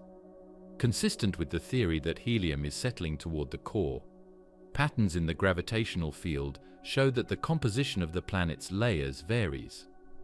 The fact that Saturn and Jupiter have different helium rain processes is even more fascinating. It looks like the rain is far heavier on Saturn. The planet's lower average temperature in comparison to Jupiter might be a contributing factor. Helium is able to condense into droplets more readily when temperatures drop. The process may be slowed down by Jupiter's heated center, suggesting that the innermost features of the planets aren't as identical as previously believed. It's possible that Saturn's larger helium downpour is adding to its increased heat production. It's possible that Saturn's larger helium downpour is adding to its increased heat production. Helium rain doesn't just have an effect on the atmosphere and energy balance. There's also a suggestion that it might be influencing the magnetic fields of these planets. The rain, as it falls deeper into the planet, mixes with metallic hydrogen, the same material that generates the planet's magnetic fields. As helium rains down and interacts with these layers, it could be causing shifts in the magnetic field, leading to variations over time that we can measure here on Earth. These subtle changes might explain some of the strange magnetic behaviors we observe on gas giants. Looking beyond our solar system, it's possible that helium rain isn't unique to Jupiter and Saturn. Similar processes might be occurring on distant exoplanets with gas giant-like structures. Fermi paradox. Why haven't we found intelligent life? Across the vast reaches of space, countless theories and questions linger, with one question standing above the rest. Why haven't we found intelligent life? The Fermi paradox frames this puzzle, pointing out that with billions of stars in the galaxy, many older than our Sun, there should logically be evidence of extraterrestrial civilizations. And yet, the silence is deafening. What keeps these advanced civilizations from making contact or even showing signs of existence? The solutions might lie in concepts both terrifying and intriguing.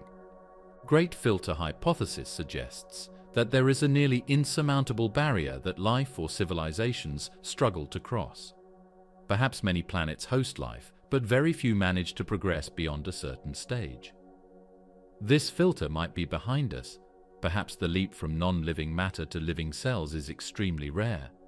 Or it might lie ahead of us, signaling that civilizations tend to self-destruct once they reach a certain level of advancement. The sobering question remains: are we past the Great Filter, or is our species unknowingly racing towards it? Civilizations self-destructing before they have a chance to reach out into the cosmos is a common explanation. Technology, while a driving force behind humanity's progress, also comes with its own risks. Self-destruction, whether through nuclear war, environmental collapse, or artificial intelligence run amok, might be an inevitable end for most advanced civilizations. Earth may only be in the early stages of such risk, and if history is any guide, intelligent life forms may simply burn too brightly for too short a time for others to notice them. Another thought-provoking idea suggests that alien civilizations might not want to be found, or they communicate in ways we are incapable of detecting. Technological incompatibility could mean that we're looking for the wrong signs. We have been searching for radio signals, yet highly advanced civilizations might use technology that we can't comprehend, like quantum communication or other sophisticated methods.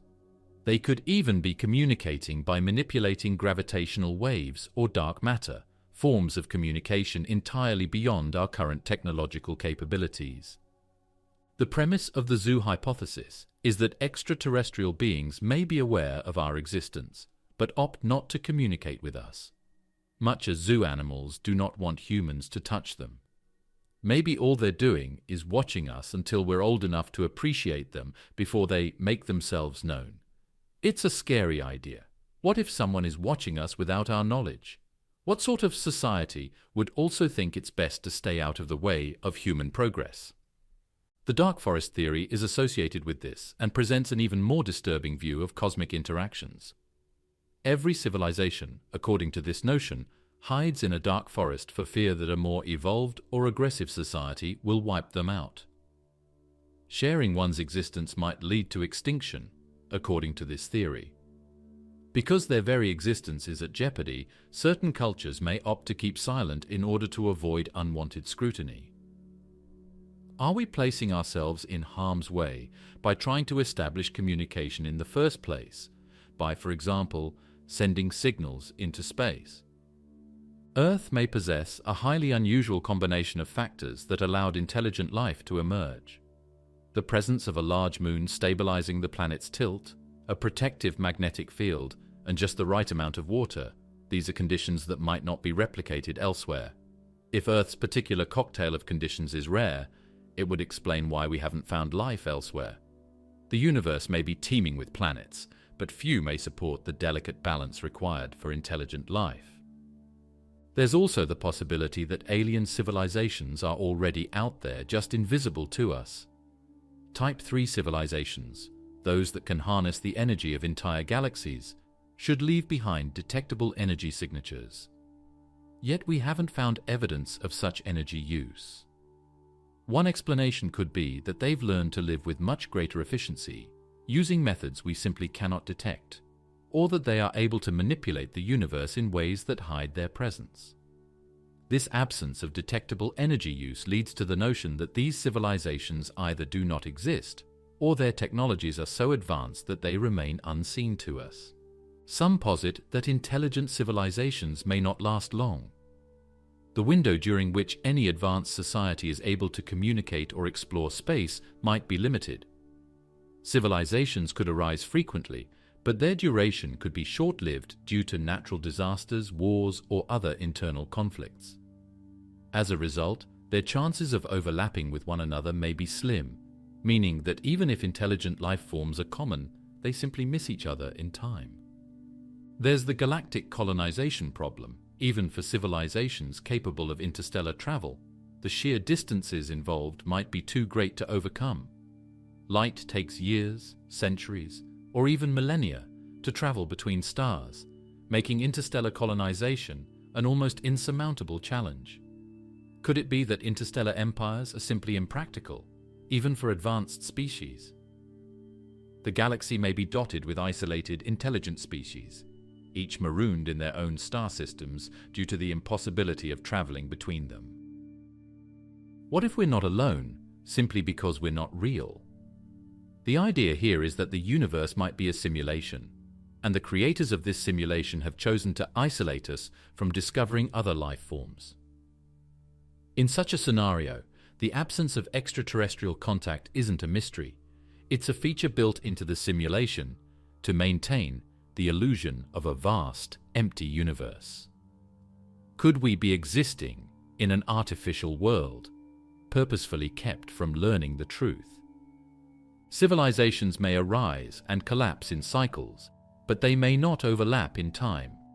If the average lifespan of a civilization is only a few thousand years, a mere blink in cosmic time, there might be long gaps between civilizations capable of interstellar communication.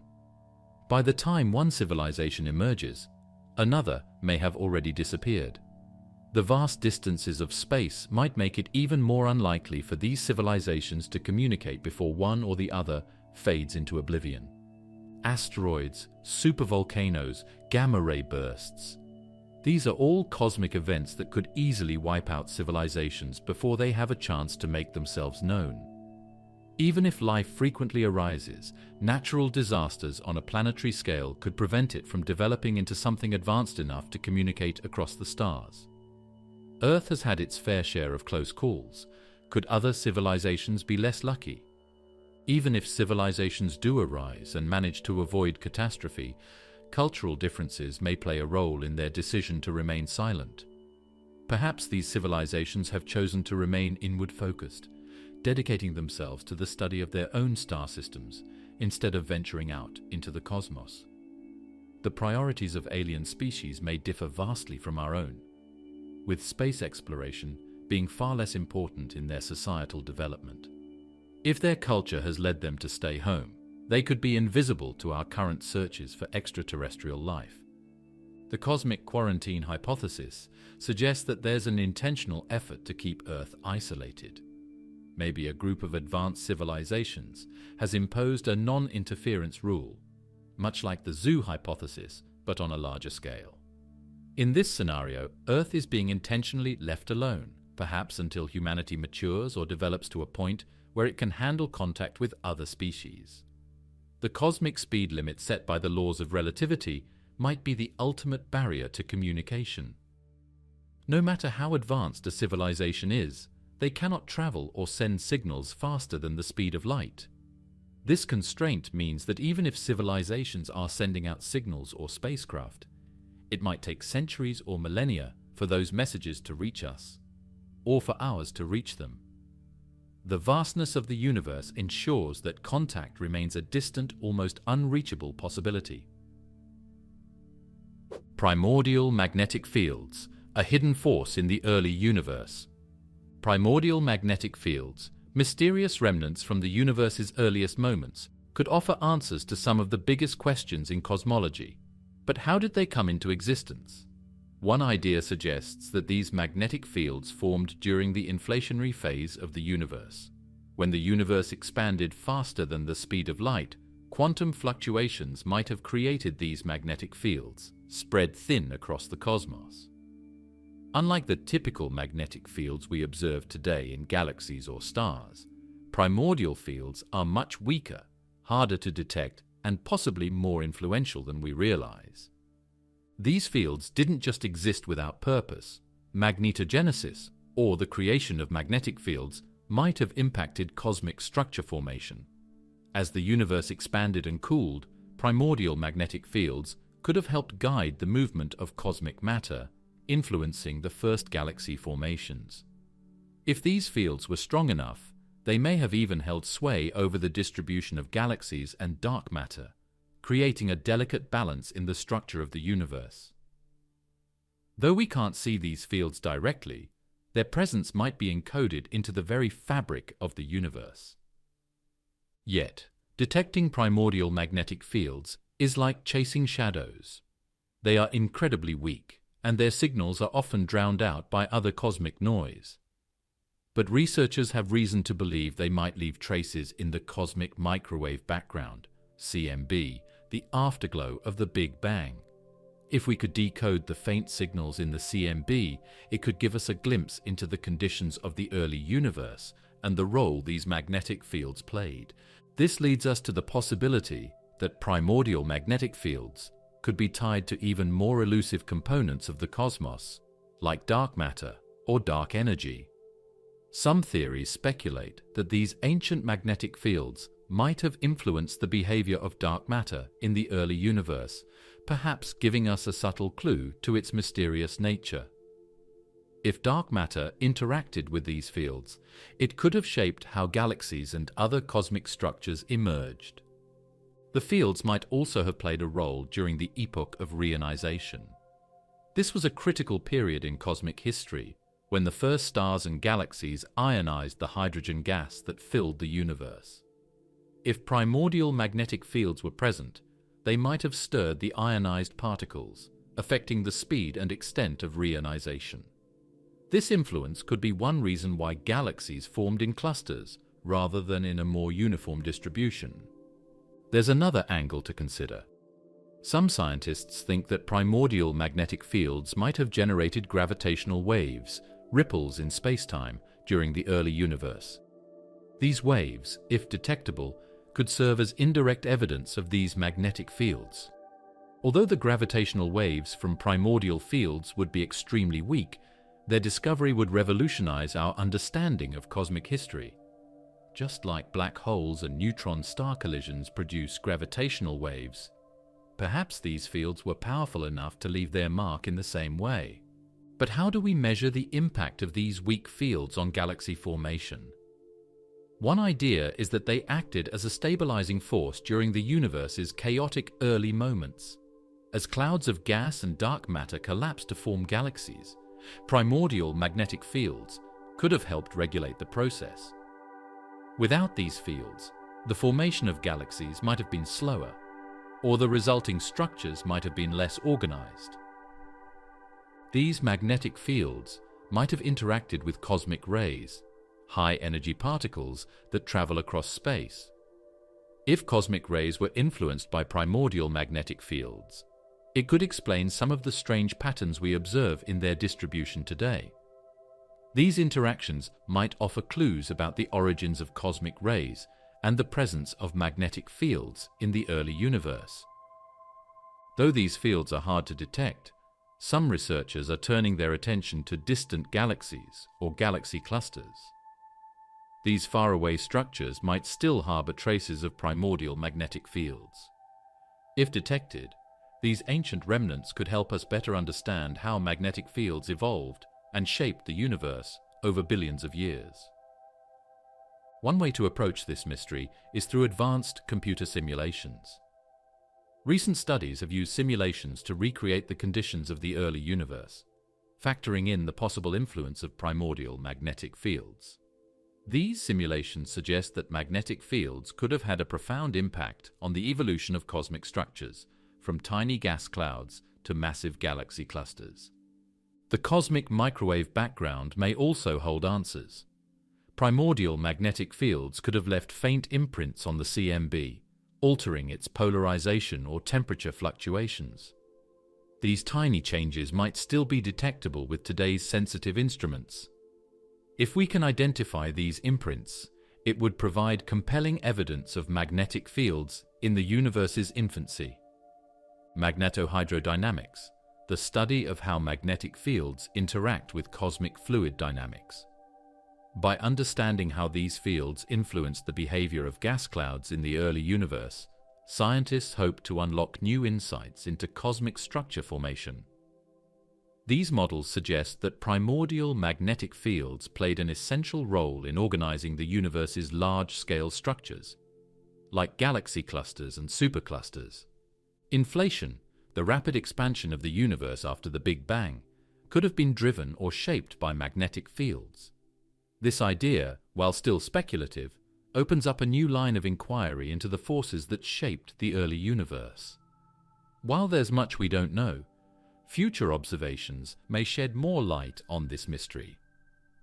New technology, like the upcoming generation of space telescopes, could be sensitive enough to detect primordial magnetic fields. Looking at high redshift quasars, some of the oldest and most distant objects in the universe might also provide clues. Quasars generate intense magnetic fields, and their interaction with primordial fields could reveal hints about the strength and behavior of these ancient forces. By studying these quasars, scientists hope to uncover indirect evidence of primordial magnetic fields that have persisted since the universe's earliest days. Yet, the idea of primordial magnetic fields is still controversial. Some cosmologists argue that these fields were too weak to have a significant impact on cosmic evolution, while others believe they were central to shaping the universe as we see it today. They may hold the key to understanding not only how galaxies and large structures formed, but also some of the universe's most enduring mysteries, like the nature of dark matter and dark energy. Astrobiological extremophiles, life in the harshest environments. There are organisms on Earth that seem almost alien. Extremophiles, as they are called, thrive in the most hostile environments, challenging our understanding of where life can exist. These extraordinary creatures have sparked a new wave of exploration, not just for Earth's unexplored regions, but for the vast expanse of space where life might be lurking in the least expected places. Astrobiologists study these organisms to understand how life might exist in the extreme conditions of other planets or moons. In the case of thermophiles, which thrive in the scalding heat of volcanic springs or deep-sea vents, the possibility of life near super-Earths with active volcanic surfaces becomes less far-fetched. These creatures can tolerate temperatures that would instantly kill most life forms, suggesting that life, even in its most basic forms, could survive on planets previously dismissed as uninhabitable. Acidophiles push the boundaries of life further. They thrive in highly acidic environments, such as those found in sulfuric hot springs or mine drainage. This has drawn parallels to Venus, a planet with an overwhelmingly acidic atmosphere. While Venus was once thought to be entirely inhospitable, the survival mechanisms of acidophiles beg the question of whether life might find a way to adapt even to such harsh chemical conditions. The mystery deepens when considering the ancient history of Venus, which may have once had oceans before the runaway greenhouse effect took over. Could extremophiles have once thrived there? Perhaps they still do, buried beneath layers of sulfur clouds. Cryophiles take the opposite approach, thriving in freezing temperatures, such as those found in Antarctica or deep within the Earth's permafrost. These organisms have developed unique survival strategies, including producing antifreeze proteins that prevent their cells from freezing solid. This raises the tantalizing possibility of life in the ice-covered oceans of moons like Europa and Enceladus. Underneath their thick layers of ice, these moons harbor vast liquid oceans, heated by the gravitational forces exerted by their parent planets. Cryophiles demonstrate that even in these frigid, dark environments, life might not just survive, but thrive. As future missions are planned to explore these icy worlds, the study of cryophiles on Earth becomes more critical. They might just be the closest analog we have to potential extraterrestrial life in these distant oceans. Halophiles have transformed the way scientists think about Mars. These organisms thrive in extreme salt concentrations, like those found in Earth's salt flats and hypersaline lakes.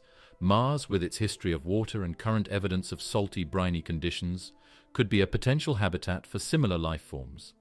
The discovery of recurring slope lineae on Mars, dark streaks that hint at seasonal water flow, has led scientists to speculate that if life exists on Mars, it might be in the form of halophiles, clinging to the salty remnants of ancient oceans. The salty brines could provide enough liquid water for microbial life to eke out an existence in Mars' harsh environment, making halophiles a critical focus in the ongoing search for Martian life. As we explore the deepest parts of Earth's oceans, we find organisms like piezophiles, which can withstand immense pressure. These creatures thrive in ocean trenches where pressures would crush most life forms. It is these same pressures that likely exist beneath the icy surfaces of moons like Europa, where the gravitational pull of Jupiter creates a dynamic environment beneath the ice. Piezophiles could offer the key to understanding how life could survive in such environments. Their unique adaptations could also provide clues to future missions that aim to penetrate the ice and explore the oceans below. The environments they inhabit on Earth might just be the closest parallels to the alien worlds we're eager to explore. Perhaps the most fascinating of all are tardigrades, tiny creatures that have astounded scientists with their ability to survive in conditions that would kill nearly any other organism. These microscopic beings, often referred to as water bears, can endure extreme radiation, freezing temperatures, and even the vacuum of space. Their resilience is so extraordinary that they have become a symbol of life's potential beyond Earth. If tardigrades can survive exposure to the vacuum of space, could life spread through the cosmos via panspermia?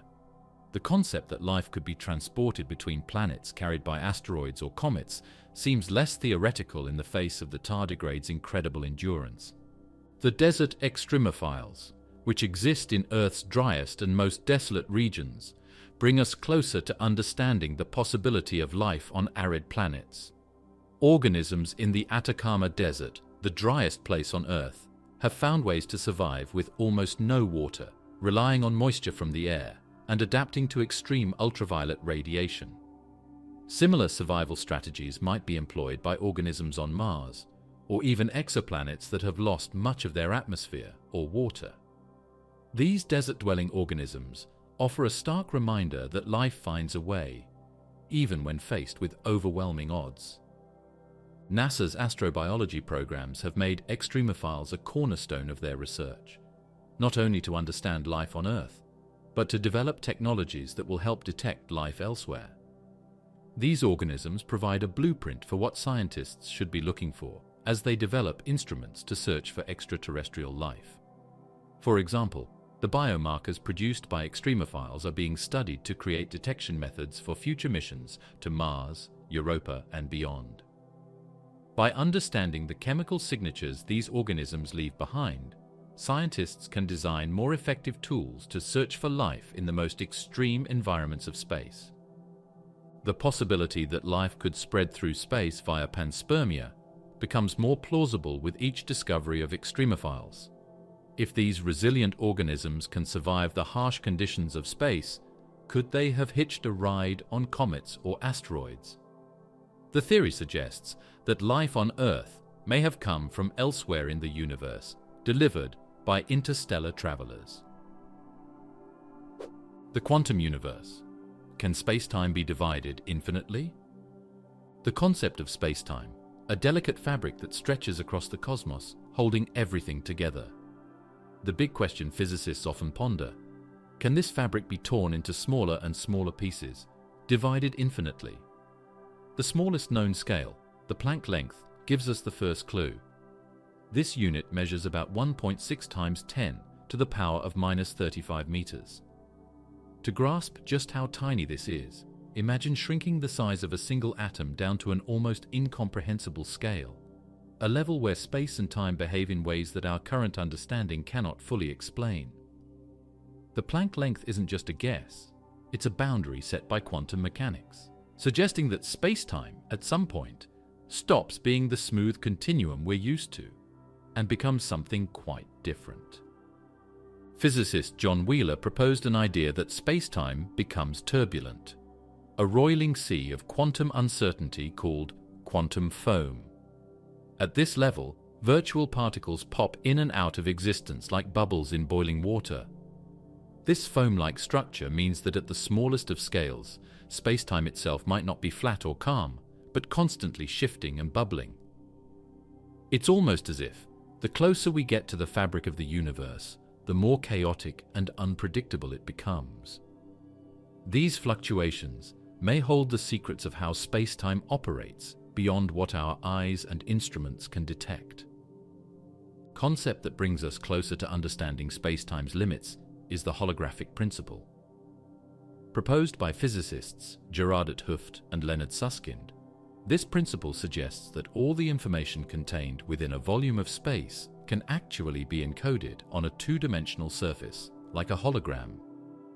Imagine the entire universe as a projection, with the true information about its contents stored on its outer boundaries. If true, this would radically change our perception of space, implying that space-time might not be infinitely divisible, but instead has a limited capacity, like a high-resolution screen where there's only so much space for data. Quantum gravity also offers clues about space-time structure. The most promising candidates, like string theory and loop quantum gravity, suggest that space-time has a discrete or granular nature. String theory, for instance, describes particles not as points, but as tiny vibrating strings. As these strings oscillate, they give rise to the particles and forces that govern the universe. But at incredibly small scales, this theory implies that space-time itself becomes fuzzy, like a canvas stretched too thin. It can't be divided beyond the size of the strings themselves. Loop quantum gravity, on the other hand, introduces the idea that space-time is woven from tiny loops. These loops form a fine mesh, similar to the threads in a fabric. They interconnect and define the shape and properties of space-time itself. This network of loops suggests that, much like matter, space-time has an atomic structure, made up of indivisible units at its core. If we were to zoom in far enough, we might discover that space-time isn't continuous at all, but broken down into these fundamental loops. Such a discovery would challenge our long-held belief that space can always be split into smaller parts. Another way to test the limits of reality is to look into black holes. When matter enters a black hole and passes beyond its event horizon, the laws of physics begin to distort and collapse. Here, both time and space seem to stretch on forever. How does a black hole function internally? Are rips in space-time possible? The fact is that our understanding is limited. However, there are hypotheses that suggest black holes might be locations where spacetime itself reaches its boundary. This is where the holographic principle comes into play. Some have even gone so far as to say that black holes are actually holographic objects because of the information they encode on their surface. Entanglement occurs when two particles become linked, such that the state of one instantly influences the other, no matter how far apart they are. This eerie connection has led some physicists to speculate that spacetime might actually emerge from a network of entangled quantum particles. In this view, spacetime isn't a fundamental structure, but a result of these connections, raising further doubts about whether it can be infinitely divided.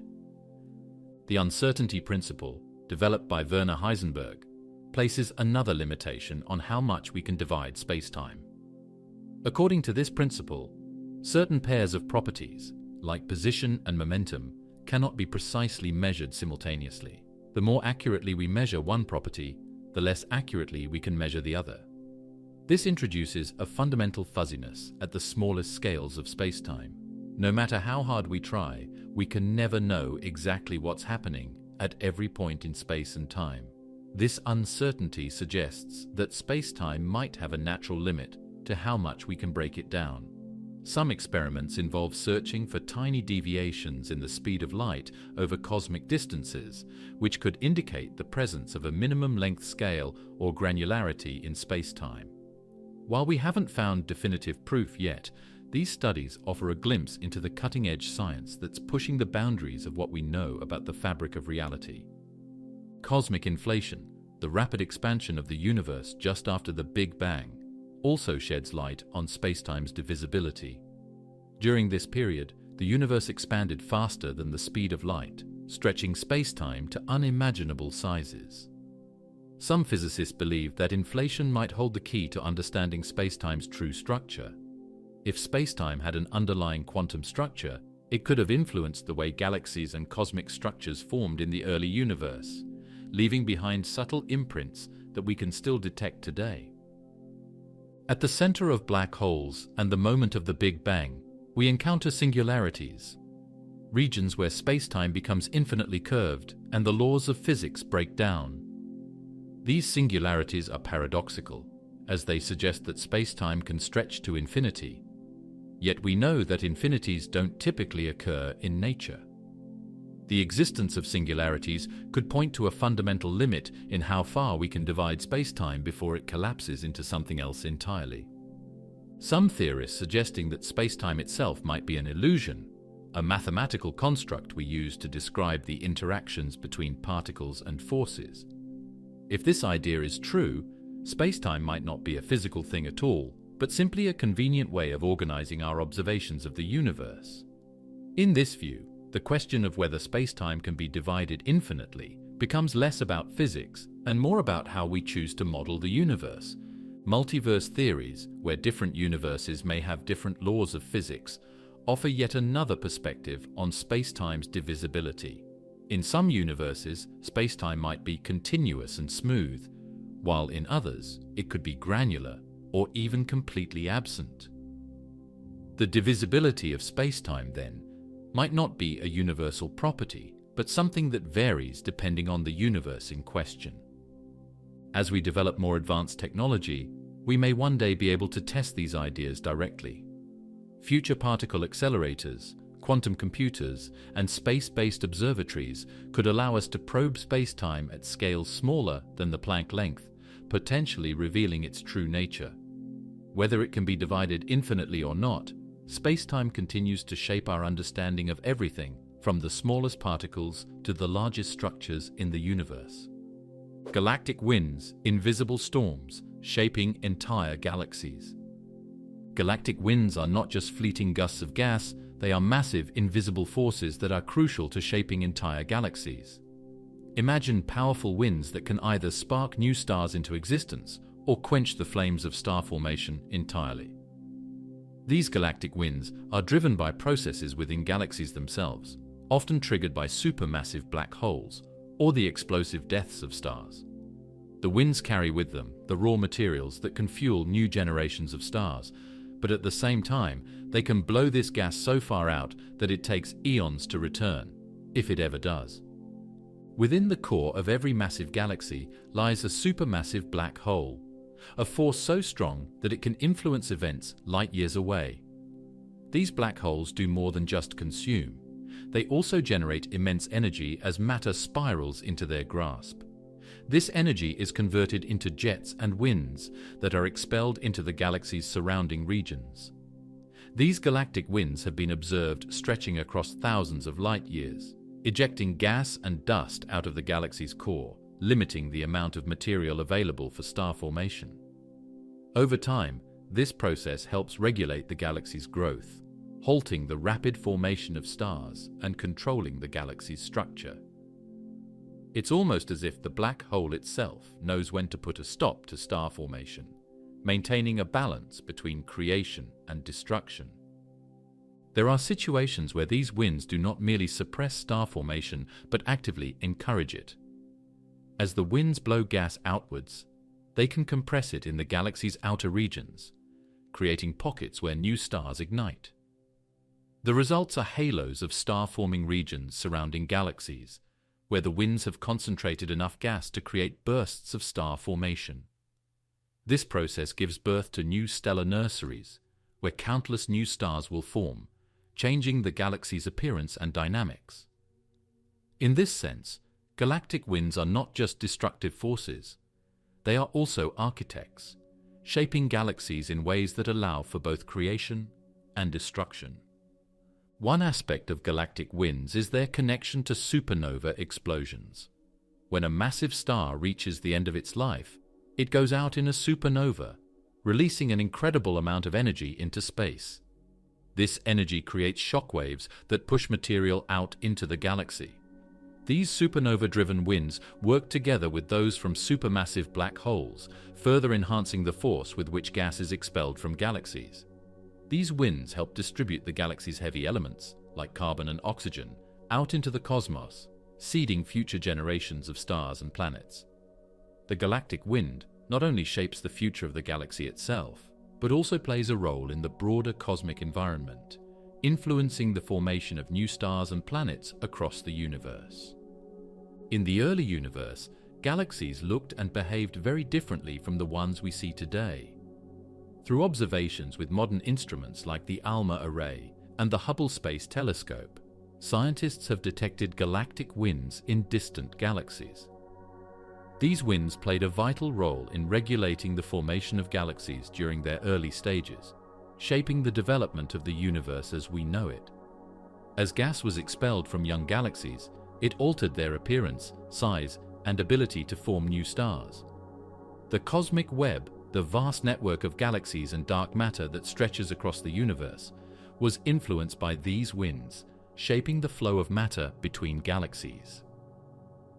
Galactic winds are not just localized to their host galaxies. They have a profound influence on the broader universe. As they push gas and dust out into intergalactic space, they contribute to the development of the cosmic web. This web, which connects galaxies like a vast network, is shaped by the exchange of gas and energy driven by galactic winds. These winds help regulate the flow of matter between galaxies, ensuring that galaxies do not simply consume all their gas and die out. Instead, the material ejected by galactic winds is recycled back into the cosmic web, where it can eventually be pulled into other galaxies, fueling new waves of star formation.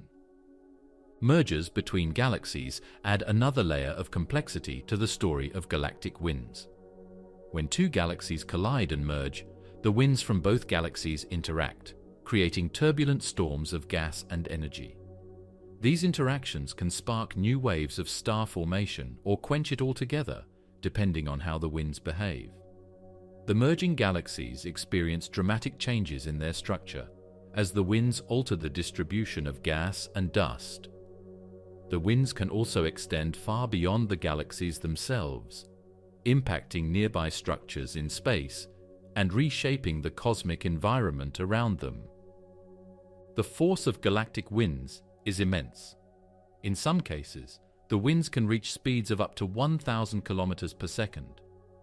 these powerful outflows can stretch for hundreds of thousands of light-years, influencing not just the galaxy they originated from, but also neighboring galaxies. The sheer speed and force of these winds mean that they can sweep material far beyond the edges of galaxies, redistributing gas and metals across the universe. This process, known as cosmic recycling, ensures that the material ejected by galactic winds is not lost forever, but can be used to form new galaxies, stars, and planets. Galactic winds also play a crucial role in the distribution of metals, elements heavier than helium, throughout the universe.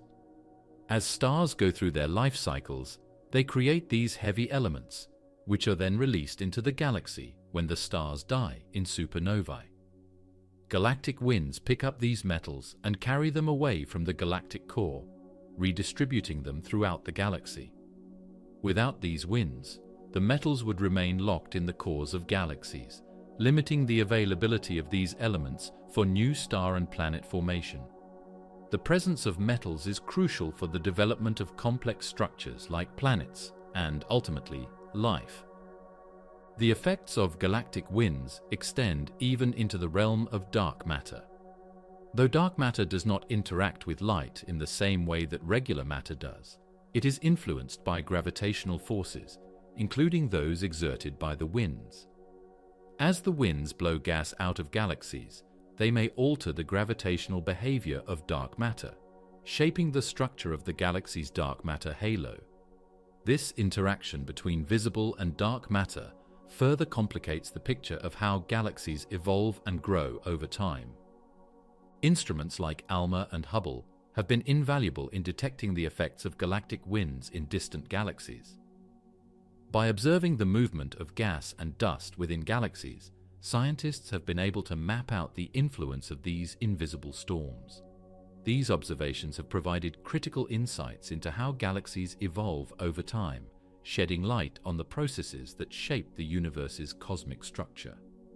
By expelling gas and metals out into intergalactic space, they ensure that future generations of galaxies, stars, and planets have the raw materials needed to form. The process of galactic wind generation, while still mysterious in many ways, is central to understanding how the universe maintains its dynamic balance between creation and destruction. The Phantom Ring, the strange structure surrounding the Milky Way. The Milky Way has long been our familiar galactic home, but hidden beyond its visible disk lies a mysterious structure that challenges our understanding: the Phantom Ring. It is not something that can be easily seen, and for years it has escaped the view of astronomers relying on traditional observations. The Phantom Ring was discovered through an unexpected path.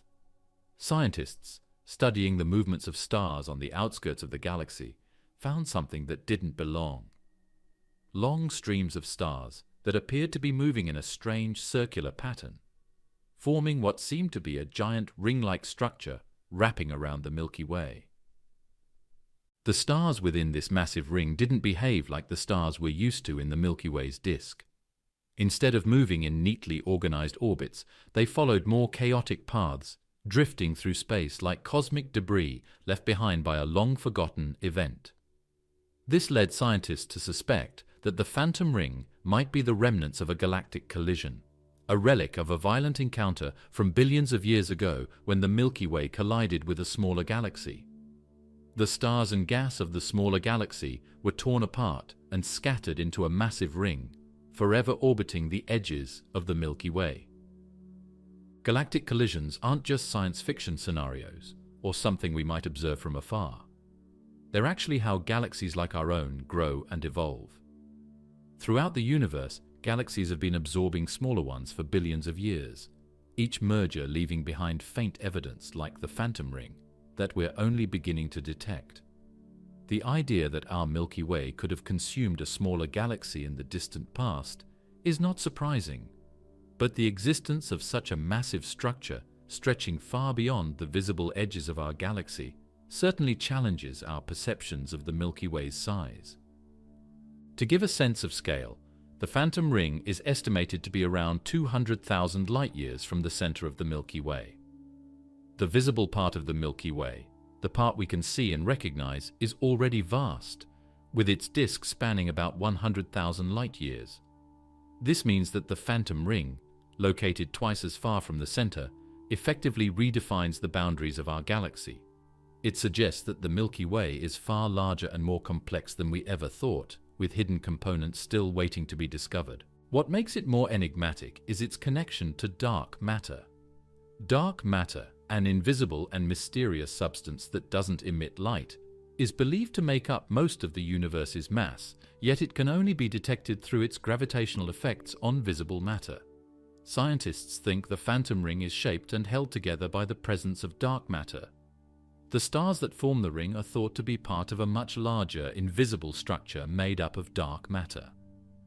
This gravitational pull might have played a crucial role in pulling together the scattered remnants of the smaller galaxy, leading to the formation of the ring itself. One question arises: why is the phantom ring so hard to see? The answer lies in the nature of galactic structures. While the main disk of the Milky Way is full of stars and gas, making it bright and visible, the outer regions, where the phantom ring resides, are faint and sparsely populated. This makes detecting these faraway stars difficult, and it's why the phantom ring was only identified through advanced surveys that looked for the faintest stellar signatures. The presence of the phantom ring adds to a growing body of evidence that galaxies are surrounded by vast halos of stars and gas left over from past mergers. These halos, often invisible to the naked eye, are faint but play a crucial role in shaping the galaxies we see today. The Milky Way's phantom ring is just one example of this, but similar structures have been observed around other galaxies, confirming that this phenomenon isn't unique to our galactic home. This helps scientists piece together a larger picture of how galaxies evolve and grow over time. The stars in the phantom ring are thought to be moving in their strange orbits because of the gravitational influence of the Milky Way. But it's not just the visible stars that are affecting these movements. Dark matter's presence is also shaping the way these stars behave. Some researchers suggest that the phantom ring might actually be one of the clearest examples of how dark matter influences large-scale structures in the universe. As more data comes in from telescopes capable of detecting these faint stars and their movements, the story of the phantom ring may reveal more about the mysterious nature of dark matter itself. Understanding of galactic growth, the discovery of this structure supports the theory of galactic accretion, the idea that large galaxies like the Milky Way grow by absorbing smaller ones over billions of years.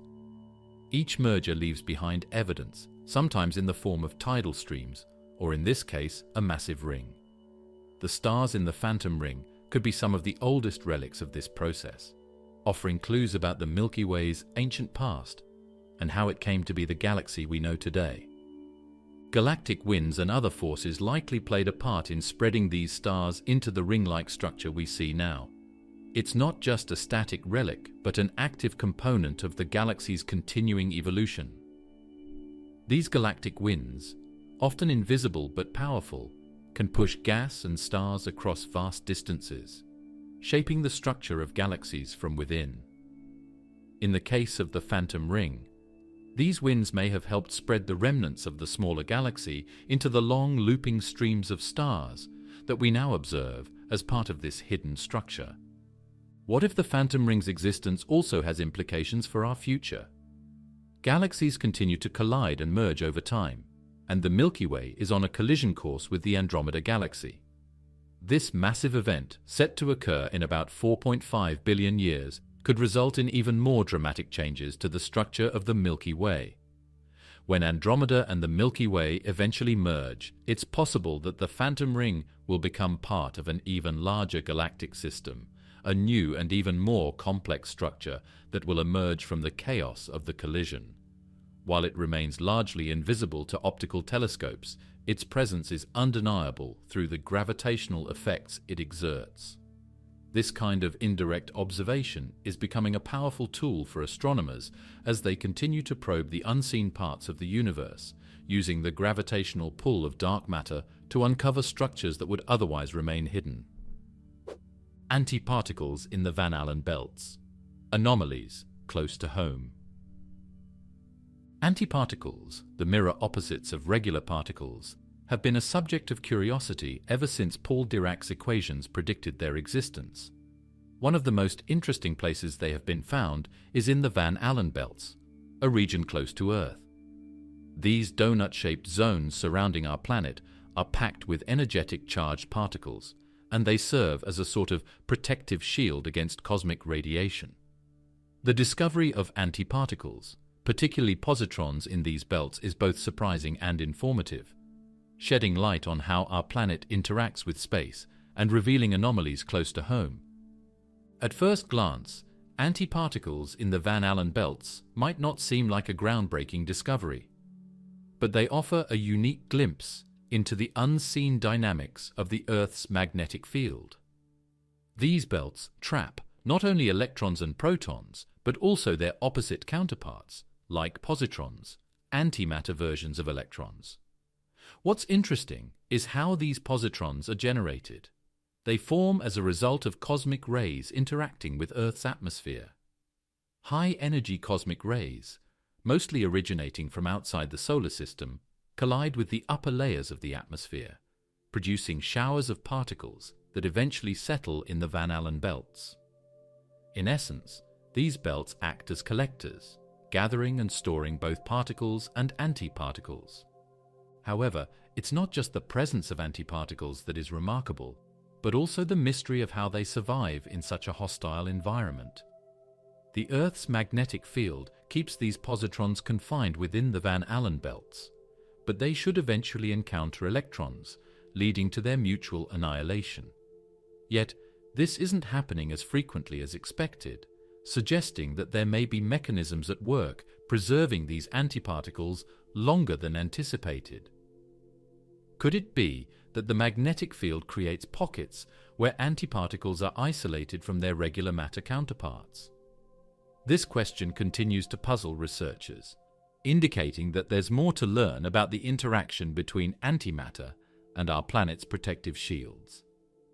The Van Allen belts present a natural laboratory where antiparticles are not only present but also relatively accessible.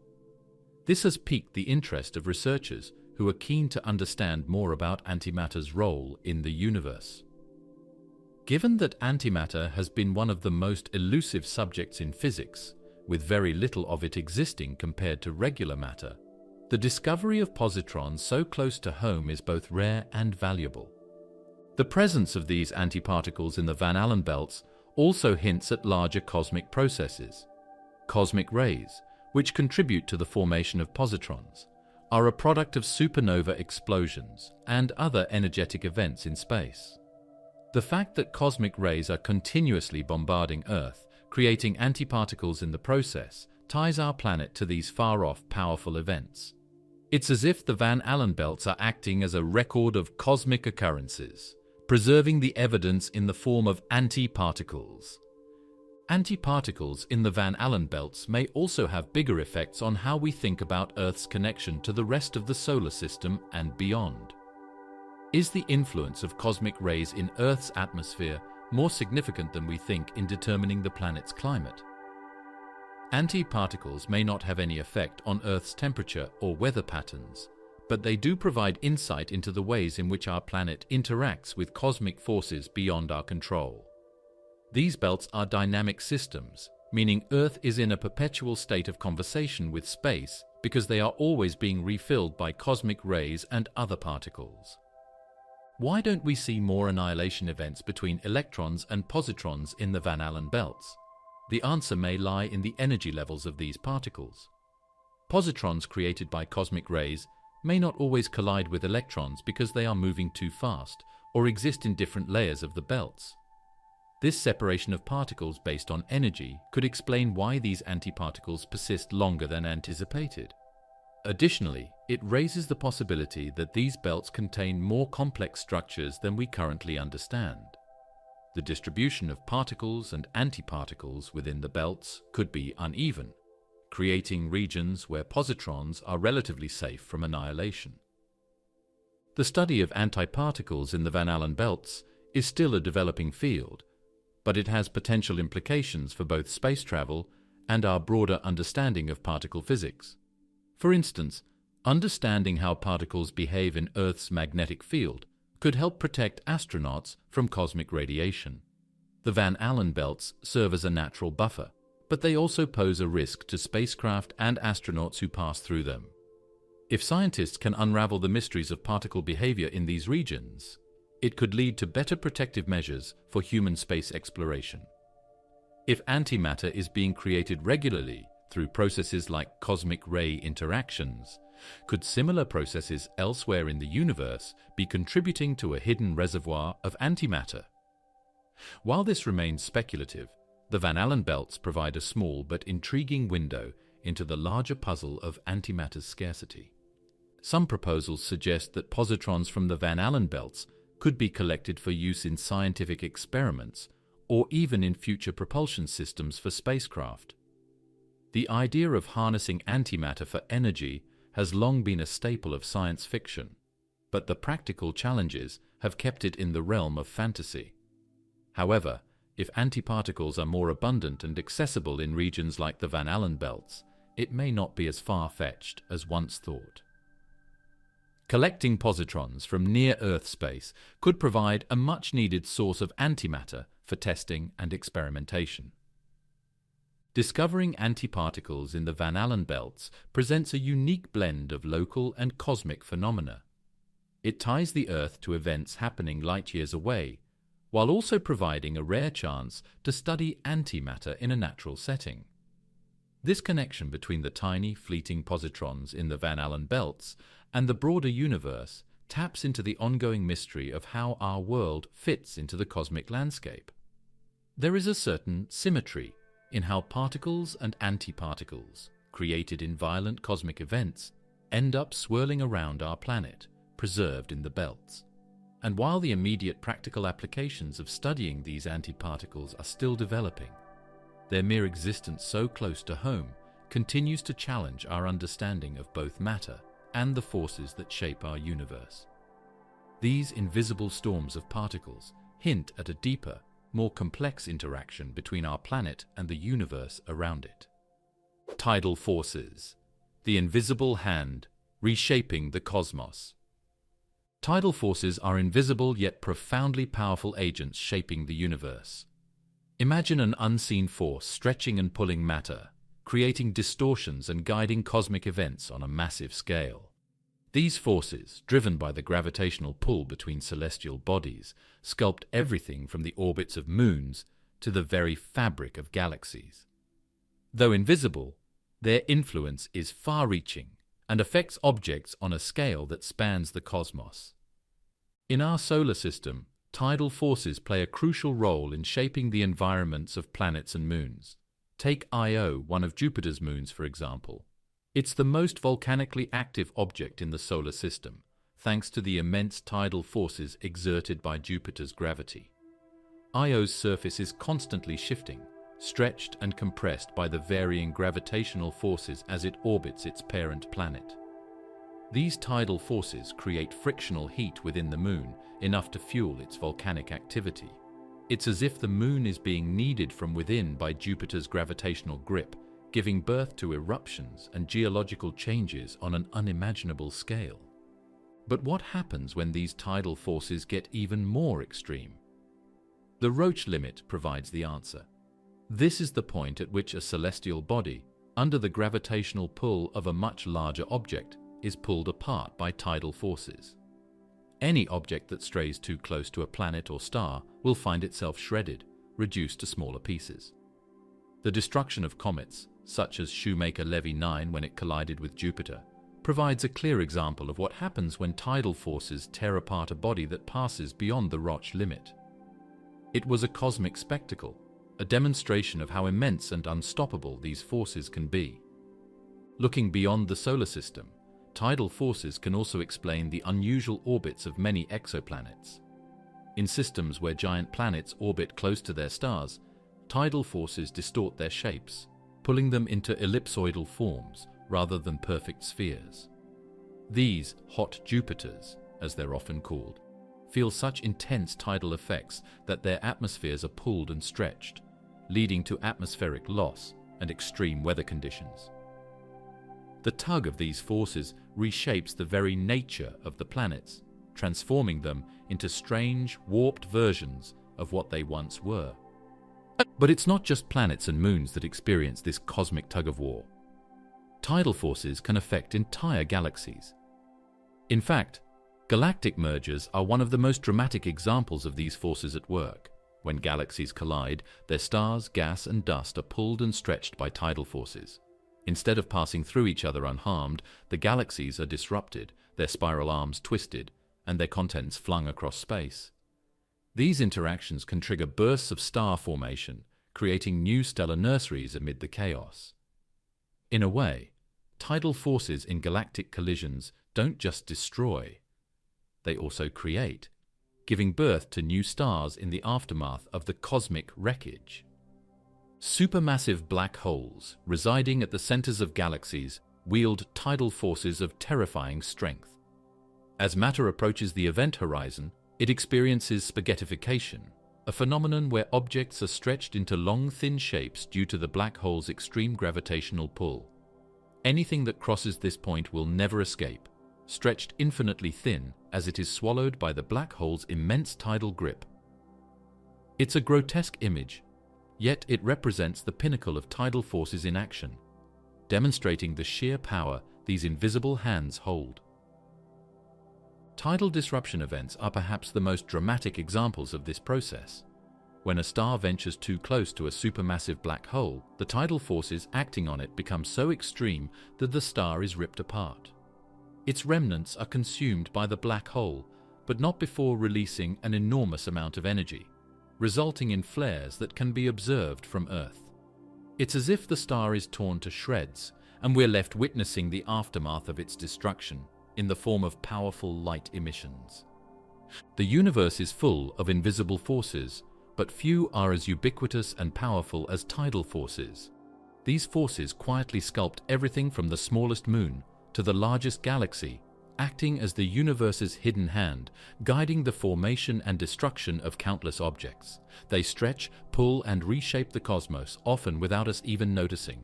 But when their effects become visible, through volcanic moons, shredded comets, or colliding galaxies, we are reminded of their silent yet overwhelming influence. The same force that governs the relationship between the Earth and the Moon also shapes the orbits of exoplanets, tears apart stars near black holes, and influences the mergers of entire galaxies. It's a unifying force that connects the small and the large, demonstrating that the universe is deeply interconnected. Galaxies, particularly dwarf galaxies, often behave in ways that suggest they are being influenced by something we can't see. Researchers believe that tidal forces between galaxies and dark matter are part of the answer. When a galaxy interacts with the dark matter halo, the invisible cloud of dark matter enveloping a galaxy, the tidal forces from that interaction can cause strange distortions in the galaxy's structure. This hidden interplay might be one of the few ways we can indirectly observe the influence of dark matter, as it remains undetectable through traditional methods. What lies ahead in our understanding of tidal forces is as compelling as what we've discovered so far. New observations from telescopes like the James Webb Space Telescope are expected to reveal more about how tidal forces operate on the grandest scales, particularly in distant galaxies and around supermassive black holes. Tidal forces also challenge us to rethink how we view the universe. They show that even the most invisible forces can have profound effects on the structure and evolution of everything around us. From the smallest volcanic moon to the largest galactic collisions, tidal forces are at play, constantly reshaping the universe in ways both subtle and extreme. Strangelets, hypothetical particles that could devour planets. These unique particles are believed to consist of a mix of quarks, particularly strange quarks, which are not commonly found in ordinary matter. This unusual composition leads to predictions that strangelets might exhibit extraordinary properties, such as being more stable and denser than traditional atomic nuclei. This raises fascinating questions about the nature of matter and its stability under extreme conditions. Imagine a world where strangelets exist. If they are indeed real, they could fundamentally change our understanding of the universe. Scientists theorize that these particles could arise in environments where pressure and temperature soar, creating a setting where the usual rules of physics begin to break down. This possibility invites us to consider how strangelets could shape the cosmos. Strangelets are thought to form in extreme astrophysical environments, particularly in neutron stars. These dense celestial bodies exist when a massive star collapses under its gravity, leading to conditions of incredible pressure and temperature. Inside a neutron star, the density is so high that protons and neutrons are squeezed together, creating an environment where quarks can become deconfined. In this state, strange quarks can mix with the usual up and down quarks, resulting in strange matter. During events like supernova explosions, additional extreme conditions may create environments suitable for strangelet formation. In these cataclysmic events, the violent collapse of a star releases vast amounts of energy and can generate strange matter. The unique circumstances of these stellar phenomena allow scientists to theorize that strangelets may be more common in the universe than we currently understand. This leads us to wonder, what happens to ordinary matter when strangelets are introduced? If strangelets exist, one of the most alarming possibilities is their potential to devour planets. This idea stems from a process known as strange matter conversion. When a strangelet comes into contact with normal matter, it could trigger a reaction that transforms ordinary atoms into strange matter. In this scenario, a single strangelet could initiate a chain reaction, potentially converting an entire planet into strangelets. As it interacts with the planets, it could destabilize their compositions, altering their structures and ecosystems. Such an event would lead to catastrophic consequences, rendering worlds uninhabitable. The implications of strangelets could extend beyond individual planets, creating ripples throughout entire solar systems and leading to unpredictable outcomes. But how do scientists approach the study of these elusive particles? Researchers have conducted experiments in particle accelerators, like the Large Hadron Collider, LHC, attempting to recreate the extreme conditions necessary for strangelet formation. These experiments aim to uncover signs of strange matter by smashing particles together at unprecedented energies. But detecting strangelets proves challenging due to their fleeting existence and the extreme circumstances required for their creation. One of the primary obstacles in this search is that strangelets, if produced, might not survive long enough to be detected. They could quickly decay into other forms of matter or convert nearby particles before scientists can measure them. The pursuit of strangelets thus poses a complex challenge that requires innovative experimental techniques and equipment. Some scientists propose that strange matter could constitute a form of dark matter. This idea opens new avenues for investigation, as researchers explore the possibility that strangelets could play a role in explaining the elusive nature of dark matter, which makes up a significant portion of the universe's mass but remains poorly understood. By investigating strangelets, scientists may uncover new insights into dark matter's composition and behavior. The existence of strangelets provokes philosophical inquiries that extend beyond the realm of physics. If entities exist that can fundamentally alter planets, what does this mean for our understanding of reality? Strangelets challenge our perceptions of stability and existence, urging us to reconsider the nature of matter itself. What would happen if strangelets are real and encounter our planet? Such scenarios prompt deep existential questions.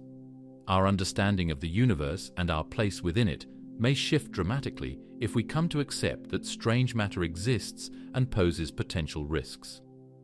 The philosophical implications of strangelets extend into discussions about human vulnerability, the fragility of life, and the nature of cosmic evolution. Strangelets have also inspired various cultural references, serving as a reminder of how science and imagination intersect. From speculative fiction to scientific discussions, Strangelets capture the curiosity of those interested in the cosmos.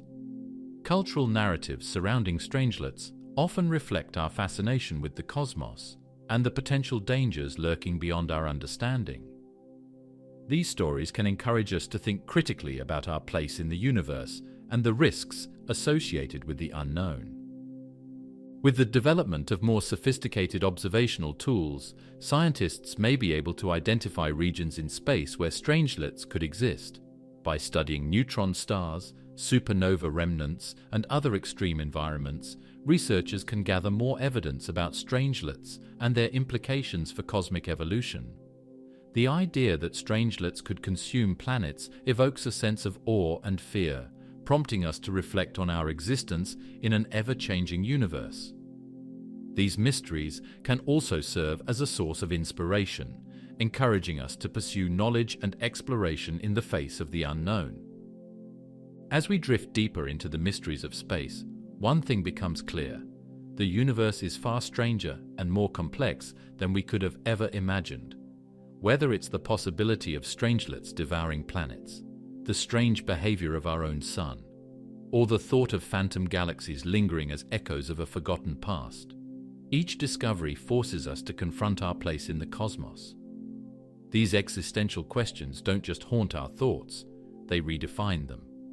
We may never fully understand the nature of these cosmic phenomena, but it's in that unknowing where we find the true beauty of the universe, its ability to keep us searching, questioning, and marveling at its endless mysteries. I hope you enjoyed the video.